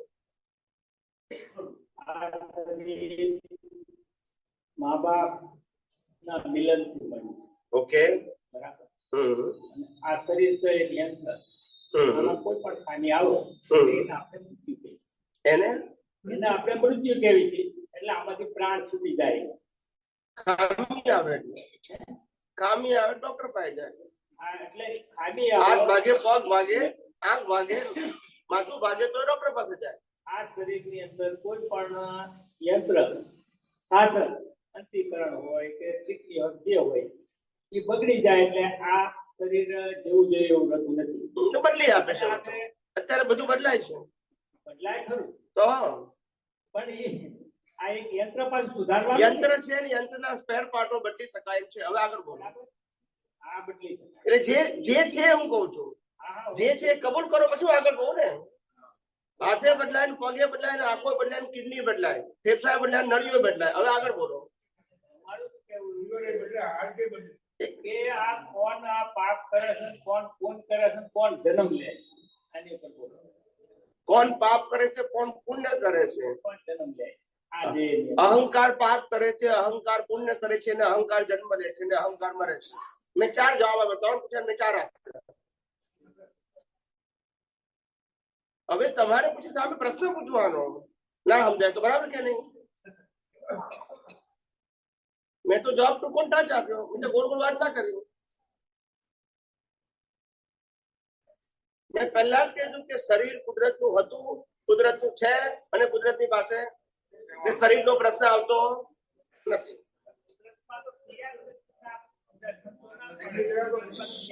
માઇક, કુદરતમાં ક્રિયા નથી. કુદરતમાં ક્રિયા નથી. સત્તા છે. મિલિટરીમાં સત્તા છે અને આમાં જે સાધન ગોઠવું છે એટલે પંખો કે લાઈટ કાર્ય કરે છે. એમ આ એક શરીર છે એને અંદર અંતિકરણ છે કે જે કાંઈ હોય છે એનેથી એની સત્તાથી આ યંત્ર કામ કરી રહ્યું છે. બરાબર? કોની સત્તા? જે સત્તા જેમ આ ઇલેક્ટ્રિક ની સત્તાથી આ બધું શરીરમાં કોની સત્તા છે એ પૂછું છું. જે આત્મા સત્તા એટલે જે સત્તાથી આખું વિશ્વ ચાલી રહ્યું છે જેનેથી પૃથ્વી પેલા શરીરની વાત કરો ને આપણે. તમારો પ્રશ્ન અહીંયા અટકે છે એટલે મારે જો પ્રશ્ન એનો પૂછું છું. અમારે તો એવું જ કેવું છે સાહેબ કે આ વસ્તુ છે ને જન્મ મરણ કે બીજો કેવી યોની છે ફોન કરે છે મનુષ્ય અવતાર મળે છે એટલે કાયમ મનુષ્ય અવતાર મળે છે તો પાપ કોણ કર્યા કરે છે અને જન્મ લીધા કરે છે. તો કોઈ બીજી યોની એવી છે ખરી કે ફોન કરે અને મનુષ્ય અવતાર મળે એવી? કોઈ નથી. હા, તો પણ શું પણ એમાં તો પ્રશ્ન પછી શું? કામના માટે આપણે શું મનુષ્ય અવતાર લીધા જ કરવી છે? મર્યાદ કરવી છે? ફરજિયાત નથી. રહેવા જ કરવી? ફરજિયાત નથી. હે ના? બીજી યોની મળે છે, મેં કીધું ને 4 યોની મળે છે. હું શું કહેવા માંગુ સાહેબ કે આ પાપ ને પૂર્ણ કર્યા કરે જન્મ મરણ લીધા જ કરે એમ બસ તો લે છે કોણ? એનો જવાબ આપી દો. ફેરથી પાછો એને જ પ્રશ્ન પૂછો. અહંકારમાં શું એવી ક્રિયા છે? અહંકારમાં ક્રિયા છે એવી? જન્મ કશું મરણ લેવાની? કશું કરતો નથી, ખાલી માને છે. એનું નામ અહંકાર. શું કીધું? કશું કરતો નથી પણ એનું નામ અહંકાર. અહંકાર એક મિનિટ ભાઈ નથી સમજાવ્યું તો પૂછું છું, પણ મારે એ જાણવું છે કે એમને ક્યાં અટકે છે એનો જવાબ આપો. બધી વાતમાં ગોળ ગોળ કે છે. પેલા મેં કહી દીધું કે 4 પ્રકારની ગતિ, એ પણ કહી દીધું. પછી જન્મે છે કોણ, જન્મ કર્મ કોણ બાંધે છે, ભોગવે છે કોણ, મરે છે કોણ, એ પણ કહી દીધું. અહંકાર. હવે એમને ખૂટે છે શું? પછી કે અહંકાર કોને કહો, એ કીધું કે અહંકાર કશું કરતો નથી પણ ખાલી અહંકાર કરે. આ બધા જવાબ મેં આપી દીધા. હવે એમને ખૂટે છે બોલવા દો ને. ત્યાં તો એમને એમ લાગુ છે કે આ જવાબ આ રીતે બરાબર નથી ને કેવું પડે કે આ રીતે બરાબર કેવું પડે કે ના કેવું પડે. આજે હું કહું કે આ રૂમાલ છે, તમે કોઈ રૂમાલ નથી અને એપ્લિન છે, તમે કેવું પડે ના કેવું પડે? એવું કોને તો જવાબ આપું ને. એટલે હવે આ અહંકાર બધા ખોડિયા બદલ્યા કરે છે એની નામ સત્તા છે અહંકાર. અહંકાર થી બંધાયેલા કર્મથી નવા નવા કોડિયા અને 4 ગતિઓ મળ્યા કરે છે. કોણ? પાછું પૂછ્યું 4 વસ્તુ જવાબ આપે જ ના આપે. મેં અહંકાર તમે એક વાર ફેરથી કેમ પૂછો છો? અહંકાર કર્મ બાંધે છે, અહંકાર જન્મે છે, અહંકાર જીવે છે, અહંકાર મરે છે. આટલું બોલ્યા પછી કોણ શબ્દ કેમ આવ્યો પાછો? અહંકાર તમારે એ જગ્યાએ પૂછવું જોઈએ કે ભાઈ આ જવાબ આપણો બરાબર નથી. કેવું જવાબ ના કેવું? હવે એકવાર હા પડ્યા પછી બધું તમે ક્વેશ્ચન કરો છો. હા પડ્યા પછી બોલો.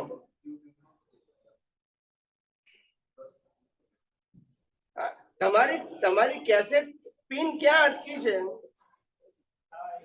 પિન ખ્યાલ આવે છે ને? પેલી ઈઝ માસ્ટર વોઇસ ની પિન આવતી હતી કે પિન અટકે ને એટલે એક જ વાગ્યા કરે. અહંકાર શરીરને છે કે આત્માને છે? બેમાંથી એક કેમ નથી? અહંકાર કોને આવે છે? શરીરને આવે છે કે આત્માને આવે છે? હું કહું ને તમને પણ બેમાંથી એક કેમ નથી? પેલા જવાબ આપ્યો કે ના આપ્યો? અહંકાર તો આવતો હોય છે ને. તમે પૂછો કે અહંકાર શું છે એવું પૂછો. તમે જયારે પૂછો કે અહંકાર શરીર ને છે કે આત્માને છે તો 1 મિનિટ જવાબ આપો. બેમાંથી એક કેમ નથી? અહંકાર શરીરને નથી, આત્માને નથી. તમારે પ્રશ્ન એ પૂછવો જોઈએ કે અહંકાર શું છે, કોણે છે પૂછવાનો મતલબ છે જ નહીં. બેમાંથી એક કેમ? એનો જવાબ મળે અહંકાર શું છે. તમને અહંકાર જ ખબર નથી માટે તમે એવું પૂછો છો કે શરીર ને છે કે આત્મા? કારણ કે અહંકાર શું છે જાણતા? અહંકાર શું વિશે? એ તો હું કહીશ હવે, પણ પહેલા પૂછવાનું હતું. અહંકાર શું છે જાણો પછી ખબર પડશે કે શરીરનો ગુણ છે કે આત્માનો ગુણ છે. કહું હવે અહંકાર એટલે એવું જ્ઞાન કે જે કશું કરતો નથી ને માને છે કે કરું છું, જે ભોગવતો નથી ને માને છે કે હું ભોગવું છું, જે મારું નથી ને માને છે કે મારું છે, જે જન્મતો જીવતો મરતો નથી ને કે હું જન્મું જીવ મરું છું, આ બધું માને છે એ અહંકાર છે. એ શરીર પણ નથી, આત્મા નથી. એ જ માને છે એનું નામ અહંકાર. પછી કોણ એ પ્રશ્ન ના આવવો જોઈએ. માન્યતા એ જ માને છે પછી પ્રશ્ન કઈ આવે? માન્યતા એ જ અહંકાર. માન્યતા એ જ અહંકાર. માનવા વાળો કોણ? તમે કીધું કે આ મારી વાઈફ છે, પતી ગયું, માનવાનું જ પછી. જો બોલતા નથી, બીજો કોઈ ફેરફાર નહીં થાય. તમારા બેમાં એક કે માની, ખાલી માનવાનું. તો ભાઈ ના માની શકે કે મારી વાઈફ છે, કારણ કે નથી માનતો. જે માને છે એના માટે છે. બોલો. તો અહંકાર આત્મા નો ભોગવતો હોય છે, એ ભોગવે છે. બોલો, આત્મા જે એ અહંકાર કરતો હોય તો ભોગવતો તો શરીર ના આવે છે. જો દાખલા તરીકે પાછું આવ્યો ને જવાબ પાછો ઊંધો આવ્યો ને. કોઈ પણ અહંકારી હોય પહેલા પ્રશ્ન, નહીં ભોગવતો શરીર ના આવે છે. પણ તમે પ્રશ્ન ખોટો પૂછો છો. કેટલી વખત બોલ્યો કે અહંકાર શરીર કે આત્માનો નથી? બોલ્યો હા કે ના? બોલો પેલા. તો ભાઈ ફેર કેમ બોલ્યા કે આત્મામાં અહંકાર? એનો ભોગવતો જો પેલા પ્રશ્ન સુધારો. પ્રશ્ન સુધારો ને તમારો. તમને મેં 5-6 વખત કીધું કે અહંકારનો ગુણ આત્માનો નથી, શરીરનો નથી. તો પછી આત્માનો અહંકાર શબ્દ કેમ બોલ્યા પાછા? ના ના, એમાં એવું છે, ખરેખર વાસ્તવિકતા એવું છે, બહુ એમની સાચી વાત છે. સ્વામીજી થોડા તમે પ્રશ્ન હામ કરો છો ને એટલે મૂંઝી જાય. એનો પ્રશ્ન એવો છે કે અહંકાર જે છે એ અહંકારનું સ્થાન ક્યાં છે, અને અહંકાર બોલો વાંધો નહીં. અહંકાર જે છે એ અહંકાર કોને માનવો, પેલી એનો જવાબ મેં આપ્યો. મારી વાત હું થોડું આપ જેમ કહો છો કે એમનો પ્રશ્ન મને સમજાય છે ત્યાં સુધી આપ જે કઈ કહો છો ને એનાથી મૂંઝી જાય છે અને સ્પષ્ટ કહી શકતા નથી. એટલે કેવું એમનું એમ છે કે જો આત્મામાં નથી અહંકાર અને શરીરમાં નથી, તો અહંકાર ક્યાં છે અને ક્યાં છે તે કઈ રીતે એનો ભોગવટો આવે? હા, બીજી યોનિમાં જાય છે. તો એ કેવી રીતે જાય છે? અગર તો કોણ જાય છે? હવે જવાબ આપું છું. પ્રશ્ન પતી ગયો ને? બરાબર છે. પહેલી વસ્તુ, અહંકાર એ માન્યતા છે. હું પેલા બોલી ગયો છું. હું ક્યારે સિદ્ધાંત બદલતો લાખ વખત પૂછશો, 50 વર્ષ પછી પૂછશો તો મારો જવાબ આ જ હશે કે હું સિદ્ધાંત બોલું છું. શ્રદ્ધાની વાત બારે ઘડીએ બદલાય. સિદ્ધાંત નેક્સ્ટ બર્થમાં પણ આ જ બોલીશું. એનીવે, પહેલી વસ્તુ અહંકાર એ માન્યતા છે. શું છે? અને અહંકાર માન્યતા નથી તો અહંકાર નથી. દાખલો આપું છું. અહંકારથી કર્મ કેમ બંધાય છે, પછી સ્થાન બી કહીશ, બધું કહીશ, પણ ધીરજ રાખવી પડશે. તમારા પ્રશ્ન છે, જવાબ આપવા મને વાર લાગશે, પણ તમે માનો કે એક જ વાક્ય બધા જવાબ આપી શકે કે બનવાનું ઉપરમાં આવી રહ્યા હોય તો પણ ઓકે, એટલે ધીરજ રાખવાની. હવે તો કે પહેલો અહંકાર એટલે માન્યતા, અને આ માન્યતાને કારણે જે નથી એને માને છે, એટલે રાગ કરે છે અને દ્વેષ કરે છે. શું કરે છે? મેં સવારે વિગતવાર સમજાવી દીધું છે બધાને કે શરીર સાથે સંકળાયેલા સત્તા, સંપત્તિ, સંબંધ, સાધન કોનું છે? પણ અહંકાર શું માને છે? કોને કર્યું? કોને ભોગ્યું? એનાથી કર્મ, એનાથી પાપ પુણ્ય. એ પાપ પુણ્ય નું ફળ કોણ આપે છે? એ કુદરત ફળ આપે. શું કરે છે? શરીરને સંજોગો કોણ આપે છે? લઈ પણ કોણ લે છે? હવે બોલો.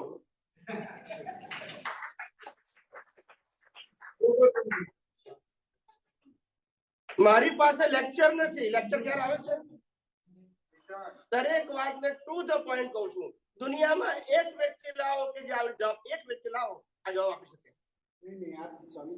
જવાબ બરોબર જ દો છો, વ્યવસ્થિત જ દો છો, પણ સામેનાની સમજ શક્તિ પ્રમાણે એ હોઈ શકે. હું ના કેમ મારું છું? એમની કેપેસિટી એમની નથી, જે સમજાવ્યું એમની નથી ત્યારે તો આટલી બધી વાતો કરી મેં. આપણે આ રીતે સમજાવવું પડ્યું. હવે એમને પૂછો, સમજાણું નહીં? પૂછી જો એમ કેમ કે પહેલામાં અધૂરપ હતી, મને પોતાને એમ લાગતું. આપણે હજુ જો એટલું ના જ પાડે છે. આ તો ના જ પાડે છે. પ્રાથમિકતા છે, થોડો સંતોષ થયો હશે. આ તઈને પહેલી વખત જ જાય. પછી હું શું કરું? આ તો સાહેબ, આપનું નામ શું? પિનાકીનભાઈ. આ તો સારું કે અમે આવા ઉદય લાયા છે કે આટલા બધા જવાબ આપીએ છીએ. સામાન્ય વ્યક્તિઓ મંચ ઉપર બેસીને આટલા જવાબ નહીં આપે. પ્રશ્ન પૂછ્યો, જવાબ 2 ચિઠ્ઠી 3 ચિઠ્ઠી. તમને ખબર છે મારે વિગતવાર કહેવું આટલો સમય પણ આપશે અને છતાંય તમે ત્યાં સાષ્ટાંગ કરવાના. મારી વાત છે ને સ્વીકારવી પડશે. એટલે તમારે હું જયારે તમે બોલું ત્યારે તમારી પાસે હું હજારો માણસોની વાત કરું છું. તમે એવું ના તો વ્યક્તિગત તમને કહું છું. વ્યક્તિગત એટલે શું ચાલી રહ્યું છે એની વાત કરું છું. હું તમે કહું એટલે હું ને તમે એટલે શું? તમે એટલે સમાજ ના લોકો. તમે એટલે વ્યક્તિગત તમે નથી કહેતો. આટલા પ્રશ્નના જવાબો આટલી બધી એક જ વ્યક્તિએ પૂછે પહેલી વખત તોય જવાબ આપે છે એવો તમને નહીં મળે કોઈ. સ્વામીજી ત્યારે જ કહે ને કે ભાઈ કમલેશ આનંદજીનું સ્વાધ્યાય છે, ચાલો અહીંયા છે, ત્યાં કંઈક ખુલાસા મળશે ત્યારે જ જાય ને. ના આવો છો વેલકમ, હું ક્યાં ના કરું છું. અને બધાને મેં સવારથી બધાને જવાબ આપું છું, નથી આપતો. મેં કોઈના જવાબ કાઢ્યા કોઈ નથી. મારી ફરજ છે, હું કઉ છું, હું જવાબ આપું છું. મારી બીજા શબ્દોમાં માન્યતા જો આગળ કહું તમને ઓર વધારે સમજાય. અહંકારનું વાસ્તવમાં અસ્તિત્વ નથી, પણ તમે માનો છો તો છે. ખ્યાલ આવ્યો? અહંકારનું અસ્તિત્વ બિલીફ છે ત્યાં સુધી છે. બિલીફ નથી તો હું શરીર છું તે બિલીફ નથી તો અહંકાર નથી, ભલે શરીર હોય. ખ્યાલ આવ્યો? આખું લાઈફ હોય શું કીધું? જન્મથી મોત સુધી લાઈફ હોય, અહંકાર ના હોય. એટલે છેલ્લો અવતાર સાંભળજો બરાબર. જન્મથી મોત સુધીનું આખું લાઈફ હોય પણ અહંકાર ના હોય એ છેલ્લો અવતાર. બિલીફ જ નહીં. હા ડિસ્ચાર્જ કરે, ડિસ્ચાર્જ બિલીફ પણ લાઈફ બિલીફ એટલે અહંકાર નહીં. એટલે કોઈ બીજ પડે એટલે આવું ક્લિયર વિજ્ઞાન છે કોણ કહેશે? આટલું ઝીણું વિજ્ઞાન તમે ચોપડીઓ વાંચો કોઈ જગ્યાએ નહીં મળે સાહેબ. આ તો કુદરતે અમને આ દર્શન ખુલ્લું કર્યું છે એટલે કહીએ છીએ. અમે ચોપડીઓ વાંચીને આવતા નથી અને એમાંથી બોલતા પણ સમજો. વાત તો ખાસ એક મહત્વની છે કે આપના નિમિત્તે અમને આવા પ્રશ્નો ઉઠે છે. આ પ્રશ્ન ઉઠવા આપણે નથી લાગતું કે એ બહુ મહત્વની વાત છે. હું તો કહું છું મેં સત્સંગમાં અનેક વખત કીધું છે કે આ વિજ્ઞાન ખુલ્લું થયું હોય તો તમારા લોકોના કારણે પૂછી જો. એક વખત નહીં અનેક વખત કીધું છે. કારણ કે કુદરતે મને બોલવાનો મોકો ત્યારે આપ્યો, તમને પૂછવાનો મોકો આપ્યો. તમે પૂછો નહીં, હું કઈ કહી શકું? દાદા ભગવાને કોઈ વિજ્ઞાન પૂછનારા ના મળ્યા, જવાબ કેવી રીતે આપે? ત્યાં પણ નીકળે કઈ રીતે?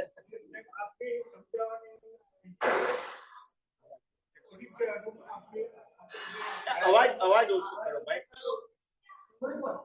અવાજ ઓછો કરો.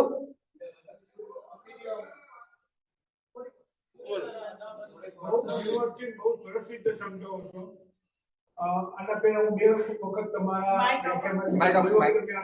એટેન્શન નહોતું, પણ આજે પૂરા એટેન્શન થી આવ્યો છું અને તમારી વાતમાં મન લાગે છે ભાઈ. ઘણી બધી ચાલુ ઘણી બધી ઉપર કરો.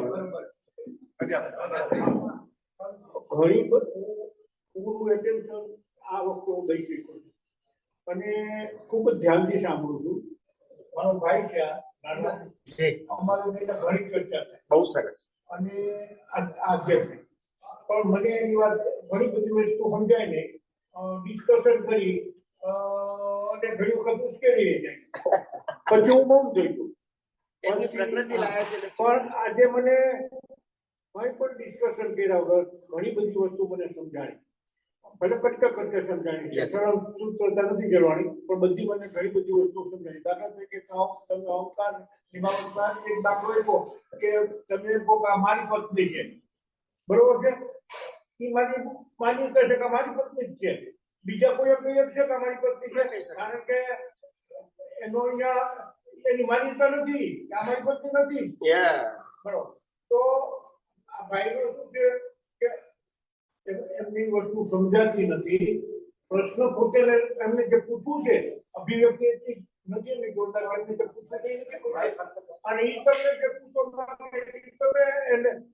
તમે નથી કરી. કારણ કે મને પૂછે તો હું હા હા નથી એટલે આવું જાય છે અને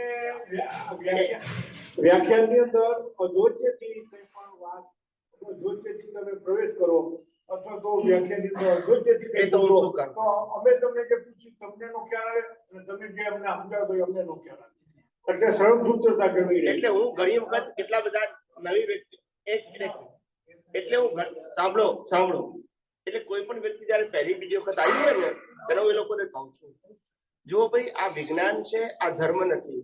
તમે જે જાણ્યું છે એમાંનું કશું અહીંયા આવશે માટે પહેલા મારા 50-100 વિડીયો સત્સંગ ઘેર બેઠા શાંતિથી સાંભળો એટલે તમને ખબર પડશે કે હું શું કહેવા માંગુ છું. પછી તમે આવીને પ્રશ્ન પૂછશો તો મને જવાબ આપવો સહેલો પડશે, પણ તમે બ્લેન્ક જ છો તો હવે સમજી ગયા? ના બ્લેન્ક એટલે વિજ્ઞાનમાં બ્લેન્ક, રિલેટિવ સત્યમાં પાકા છે, વિજ્ઞાનમાં બ્લેન્ક છે. અને મારે કહેવાનું વિજ્ઞાન, પછી શું થાય? પણ પેલા 100-200 સત્સંગ મેં સાંભળ્યા હોય વિડીયોમાં, એટલે ખ્યાલ આવે કે વિજ્ઞાન એટલે શું અને વિજ્ઞાન કોને કહેવાય અને વિજ્ઞાનમાં સિદ્ધાંતો શું છે એ બધું એને ખબર પડે. અને પછી હું વિજ્ઞાન શબ્દ બોલું તો એને ખ્યાલ આવે કે આ વિજ્ઞાન શબ્દ કેમ બોલે છે. હવે સમજાય છે ને? આ સાંભળે તો ખબર પડે ને. બોલો. બુદ્ધિ એ ફિઝિકલ ભાગ છે, આપણી બુદ્ધિ જે છે એ ફિઝિકલ ભાગ છે કે ખાલી એ માન્ય? ફિઝિકલ તો ડોક્ટર કાઢી લે, એ પાર્ટ્સ નથી બોડી. અચ્છા, તો એ બુદ્ધિ એક્ઝેક્ટ શું છે? આમાં એ કહું કૌશલ બોડી છે કે ફિઝિકલ નથી એ ખ્યાલ આવી ગયો ને? હા, એ એટલે એક જવાબ પતી જાય એટલે કમ્પ્લીટ થઈ ગયો. હવે આગળ પછી એ જ પહેલો પ્રશ્ન. બધા બુદ્ધિ કરે છે બરાબર, સાંભળીએ છીએ શબ્દ અને આપણે માન્ય છે. બધાને ક્યાં બુદ્ધિનો પડો છે તો આપણે માન્ય લઈએ, અમુક માન્ય લેતા હોય. એટલે બુદ્ધિ ફિઝિકલ નથી કે એ પહેલો હતો તો એ એક્ઝેક્ટ શું? બુદ્ધિ એટલે તમે આટલા અવતારોથી ભેગું કરેલું માન્યતાનું જ્ઞાન. માન્યતાની ગાંઠ. માન્યતાનું જ્ઞાન.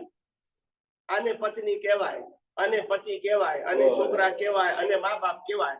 આ બધું જ્ઞાન તમે સમજો છો, વાપરો છો, અનુભવો છો, એ બુદ્ધિ છે. હવે સમજી ગયા? આ જે કોઈ આ રાગ દ્વેષ ના બધું એ જ આખું સર્વ એટલે એ બુદ્ધિની પાછળ બિલીફ છે, એને અહંકાર કહેવાય. બરાબર. બુદ્ધિ પોતે માને ખરા કે અમારા પતિ છે, પત્ની છે, મા બાપ છે, ભાઈ બહેન છે, બધું માને, પણ અહંકાર શું કે છે? એ જ છે. હવે એને કઈ થાય તો રાગ દ્વેષ એનાથી નવું કર્મ બંધાય. હા, કારણ કે ત્યાં જે માને છે કોણ? જીવતો અહંકાર. અને બુદ્ધિ અત્યારે કઈ છે? ડિસ્ચાર્જ. આ વ્યવહાર કરાવે છે ને બધું ડિસ્ચાર્જ છે, પરિણામ સ્વરૂપ. પણ અહંકાર જીવતો છે, એ કે છે કે આ બરાબર છે, આ બરાબર નથી, એટલે નવા રાગ દ્વેષ ડેવલપમેન્ટ કરતા કરતા જે સર્વૈયું લઈને આવ્યો હોય એ બુદ્ધિનો. એ બુદ્ધિથી બુદ્ધિ એ જીવન જીવવાનું સાધન છે. ને અહંકાર સાથે જે બુદ્ધિ નવી છે એ નવા કર્મો બાંધવાનું સાધન. એનાથી પાછો નવો જન્મ. પછી એક ચિત્ત વિશે થોડું કહી દો. ચિત્ત એટલે જ્ઞાન દર્શન. જ્ઞાન દર્શન. તમારી પાસે જે ડેવલપમેન્ટ છે તમારું, એવું તમારું જ્ઞાન દર્શન નું લેવલ છે. જ્ઞાન એટલે અસ્તિત્વ, દર્શન એટલે અસ્તિત્વ સિવાયના સંજોગો. ખ્યાલ આવી ગયો? જ્ઞાન એટલે વ્યવહાર જ્ઞાન કોને કહેવાય? હું ચંદુલાલ છું એ જ્ઞાન. પછી અમારા મા બાપ છે, ભાઈ બહેન છે, પતિ પત્ની છે, બાળકો છે, સંપત્તિ છે, ડિગ્રી છે, મારો પ્રોફેશન છે, આટલું કમાઉં છું, એવું દર્શનમાં જાય. સમજી ગયા? સ્થૂળ ભાષામાં. અજ્ઞાન ભાષામાં. આધ્યાત્મિક ભાષામાં જ્ઞાન શું કોને કહેવાય? હું શુદ્ધ આત્મા છું અને બાકી બધું કુદરતી રીતે. એ સમ્યક કહેવાય. આ મિથ્યા જ્ઞાનથી રાગ દ્વેષ થયા કરે અને કર્મ અને જન્મ મરણ. સમજી ગયા? આ ટૂંકું ટચ છે, બાકી લાંબુ છે જ નહીં. વિજ્ઞાન એટલું ક્લિયર છે, જે કુદરતે મને બતાવ્યું એટલું ટ્રાન્સપરન્ટ છે, જેમાં કોઈ દ્વંદ્વ જ નથી. પછી સ્વામીજી સાહેબ તમે તો નહીં માનો, પણ એક જૈનના આચાર્ય ભગવાન 80-82 વર્ષ ગચ્છાધિપતિ કહેવાય, આચાર્યથી પણ મોટા જૈન હશે એને ખબર કહેવાય ગચ્છાધિપતિ કોને કહેવાય. એ આચાર્ય ભગવંતે અમને મુંબઈમાં કહેલું કે તમે જે વાત કરી કે આ શરીરની ડિઝાઇન કુદરતે બનાવી, પંચમહાભૂતનું શરીર કુદરતનું છે, જીવતું રાખવા માટે હવા પાણી ખોરાક કુદરત આપે છે, એને પચાવીને લોહી ભરાઈને 24 કલાક સપ્લાય કરવાનું કામ કુદરત કરે છે. શ્વાસ બંધ કુદરત કરે છે ને છેલ્લે પંચમહાભૂત તો મળી જાય છે. આ વિજ્ઞાન બાળકને સમજાય એવું છે, પણ 2500 વર્ષથી કોઈ બોલ્યું નથી, ના સમજાયું. અને માટે સાબિત થાય કોઈ શરીર આપણું નથી તો સત્તા સંપત્તિ સંબંધ સાધન પણ આપણા, તો પછી રાગદ્વેષ કરવાનું કારણ શું? આ વિજ્ઞાન અહીંયા ટેલી થાય છે મોક્ષે જવા માટે. સમજાય છે? આ નથી બોલ્યું કોઈ. હવે ચોપડીની વાત તો બધા બોલ્યા છે. હવે આપણે અત્યારે આ જે જ્ઞાન ઇન્ક્લુડ કર્યું બરાબર, એ નેક્સ્ટ વર્ષમાં બુદ્ધિ સ્વરૂપે ડિસ્ચાર્જ થશે. ના સમજાય. આ અવતારમાં રહેલું જ્ઞાન એનાથી જે કરેલો પુરુષાર્થ એ બે પ્રકારે આવે. એક તો રિલેટિવ સત્યમાં આવે અને બીજું આધ્યાત્મિક ડેવલપમેન્ટમાં આવે. ડેવલપમેન્ટ તો હંમેશા અપ જાય, એમાં 4 ડિસ્ચાર્જ ના આવે. અને જે બીજ પડ્યા છે એનું ફળ આવે ડિસ્ચાર્જ કહેવાય. ખ્યાલ આવે? ફળ ડિસ્ચાર્જ હોય, પણ આધ્યાત્મિક હંમેશા ડિસ્ચાર્જ ચાર્જ ના આવે, હંમેશા અપ જ જાય. ક્યાં તો સ્ટેબલ રહે, ક્યાં અપ જાય, ક્યાં સુધી અજ્ઞાન 0 થાય નહીં. હવે સ્વામીજી એક ધીરે ધીરે ડેવલપમેન્ટ કેમ કોઈ દિવસ માઇનસ ના થાય?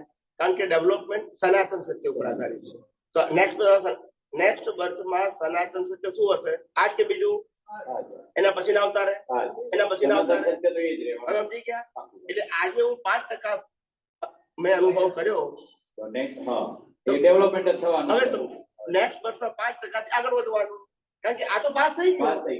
નેક્સ્ટ બર્થ પછી 10% થઈ ગયું, તો એના પછી ના 11% આગળ વધવાનું, કારણ કે આ બદલાવાનું નથી. એમ કરતા કરતા 100% થઈ ગયું તો અજ્ઞાન 100% 0 થઈ ગયું. એનું નામ કેવળ દર્શન.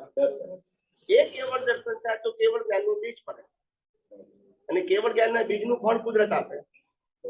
કેવળ જ્ઞાનમાં પુરુષાર્થ નથી, પુરુષાર્થ કેવળ દર્શન સુધી છે. આ પણ આધ્યાત્મ વિજ્ઞાને કીધું છે, દુનિયાના કોઈ શાસ્ત્રમાં. જોઈ લેજો, પાછા હું બોલું છું ને ઓન રેકોર્ડ જોઈ લેજો. બધા શાસ્ત્રો મને કીધું કેવળ જ્ઞાનના છેલ્લા સમય પુરુષાર્થ હોય. અમે કીધું ના હોય, કેવળ દર્શન સુધી જ પુરુષાર્થ હોય છે. કેવળ જ્ઞાન ઓટો મોડ છે.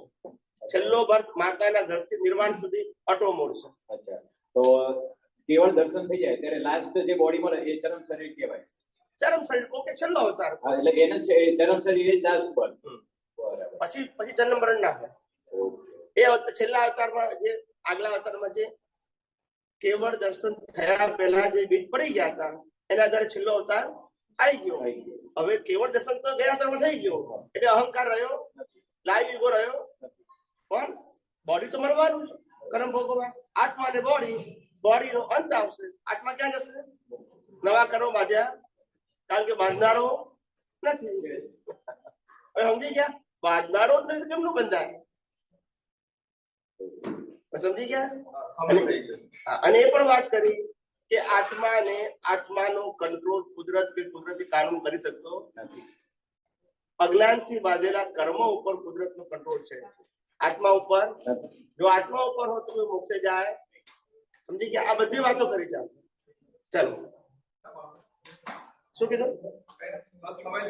હા, પ્રાર્થના પ્રશ્ન છે પછી યુટ્યુબ પર પૂછ્યું. ના, મોરબી આવો ને, એમાં એવું છે જોબ છે ને એટલા માટે. ના ના, એટલે એક પ્રશ્ન તો પૂછેલો છે. હજુ પૂછ્યું? એક જ પ્રશ્ન. એક આપણે આપતવાણી 14 નો એક ભાગ વાંચેલો, એમાં આકાશ તત્વ અને આત્મા તત્વ એ બંને વિશેની વાત છે કે આકાશ તત્વના ગુણધર્મો બતાવ્યા છે અને આત્મા તત્વના બતાવ્યા છે. તો આત્માની અંદર લાગણીઓ પણ છે, બરાબર? આત્મા એમાં દાદા એવું કદાચ મારું કદાચ સમજ એમાં લાગણીઓ પણ ઇન્ક્લુડેડ છે. તો એ લાગણીઓ ઇન્ક્લુડેડ એ લાગણીઓ વ્યક્ત કેવી રીતે થાય કે મારી સમજવામાં ફેર છે, મારું વાંચન કદાચ અધૂરું છે. ના, એટલે આપણે છે ઘણી વાતો કદાચ જ્ઞાની પુરુષ બોલ્યા પણ હશે, પણ આપણે આપણી ભાષામાં સમજીએ. લાગણી આત્માની હાજરીથી લાગણી ઉત્પન્ન થાય. અચ્છા, શું થાય? ઉત્પન્ન થાય. આત્માને ના હોય, આત્માને નથી, પણ આત્માની હાજરીમાં લાગણીઓ ઉત્પન્ન થાય. લાગણી શબ્દ એ ઇનડાયરેક્ટલી રાગ દ્વેષનું કારણ છે. શું કીધું? રાગ દ્વેષનું કારણ. આત્માની હાજરીથી લાગણી હોય, જડને લાગણી નથી. મળદાને હોય ના. ખ્યાલ આવ્યો? પણ શરીર અને આત્માની હાજરીમાં અજ્ઞાન અવસ્થાને કારણે લાગણીઓ ઉત્પન્ન થાય છે વ્યક્તિ માટે, વ્યક્તિ વસ્તુ માટે. બરાબર. સમજાય છે? હા, હા. હા. પણ એ આત્માનો ગુણ નથી, આત્માની હાજરીથી ઉત્પન્ન થાય. બરાબર. ખ્યાલ આવ્યો? સમજાયું? હા, હા. લાગણી એ આત્માનો ગુણ નથી, પણ આત્માની હાજરીથી ઉત્પન્ન થાય છે.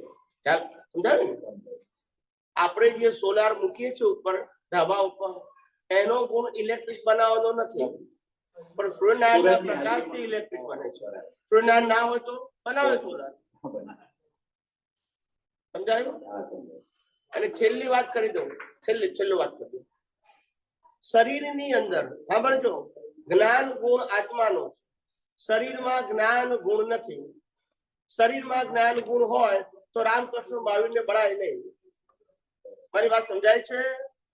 શરીર દ્વારા જ્ઞાન વ્યક્ત થાય, મોબાઈલ દ્વારા વ્યક્ત થાય, ટીવી દ્વારા વ્યક્ત થાય, પણ ટીવી મોબાઈલ કે શરીરમાં જ્ઞાન પ્રકૃતિ દ્વારા કુદરત વ્યક્ત થાય છે. હું પ્રકૃતિ સિમ્પલ કોઈ સમજી જવાનું ભાઈ. મોબાઈલમાં, ટીવીમાં કે શરીરમાં જ્ઞાન નથી, એના દ્વારા જ્ઞાન વ્યક્ત થાય છે. ઇન્સ્ટ્રુમેન્ટ છે. સમજી ગયા? બરાબર. પણ જો આમ મોબાઈલ ને થોડું જ્ઞાન નીકળે, ના. ટીવી રોજ નીકળે, એ મને બાળો તો નીકળે. હવે સમજી ગયા? એટલે શરીરમાં જ્ઞાન ના હોય કોઈ દિવસ, શરીર દ્વારા વ્યક્ત થાય. સમજી ગયા? અને જો આમાં જ્ઞાન હોય તો પછી મહાવીરને પડાય નહીં. એટલે આ બધી કોમન સેન્સ જરા અત્યાર સુધી નથી સાંભળી, પણ સાંભળો હવે. અત્યાર સુધી ધકેલ પંચે દોડતો છે, બધા હાજીયા કે તાલીઓ પાડી બધા. સાચું તો સમજો. આમ ને આમ અવતારો ગયા. ના, સમજાય છે ને? એવો પ્રયત્ન હોય છે કે અમદાવાદની આજુબાજુમાં કઈ ક્યાંક હોય ને તો જો એવો ટાઈમ સેટ થાય ને તો આવું હોય છે. કઈક પ્રાર્થના બોલીએ. હે અંતર્યામી પરમાત્મા, આપ દરેક જીવ માત્રમાં વિરાજમાન છો.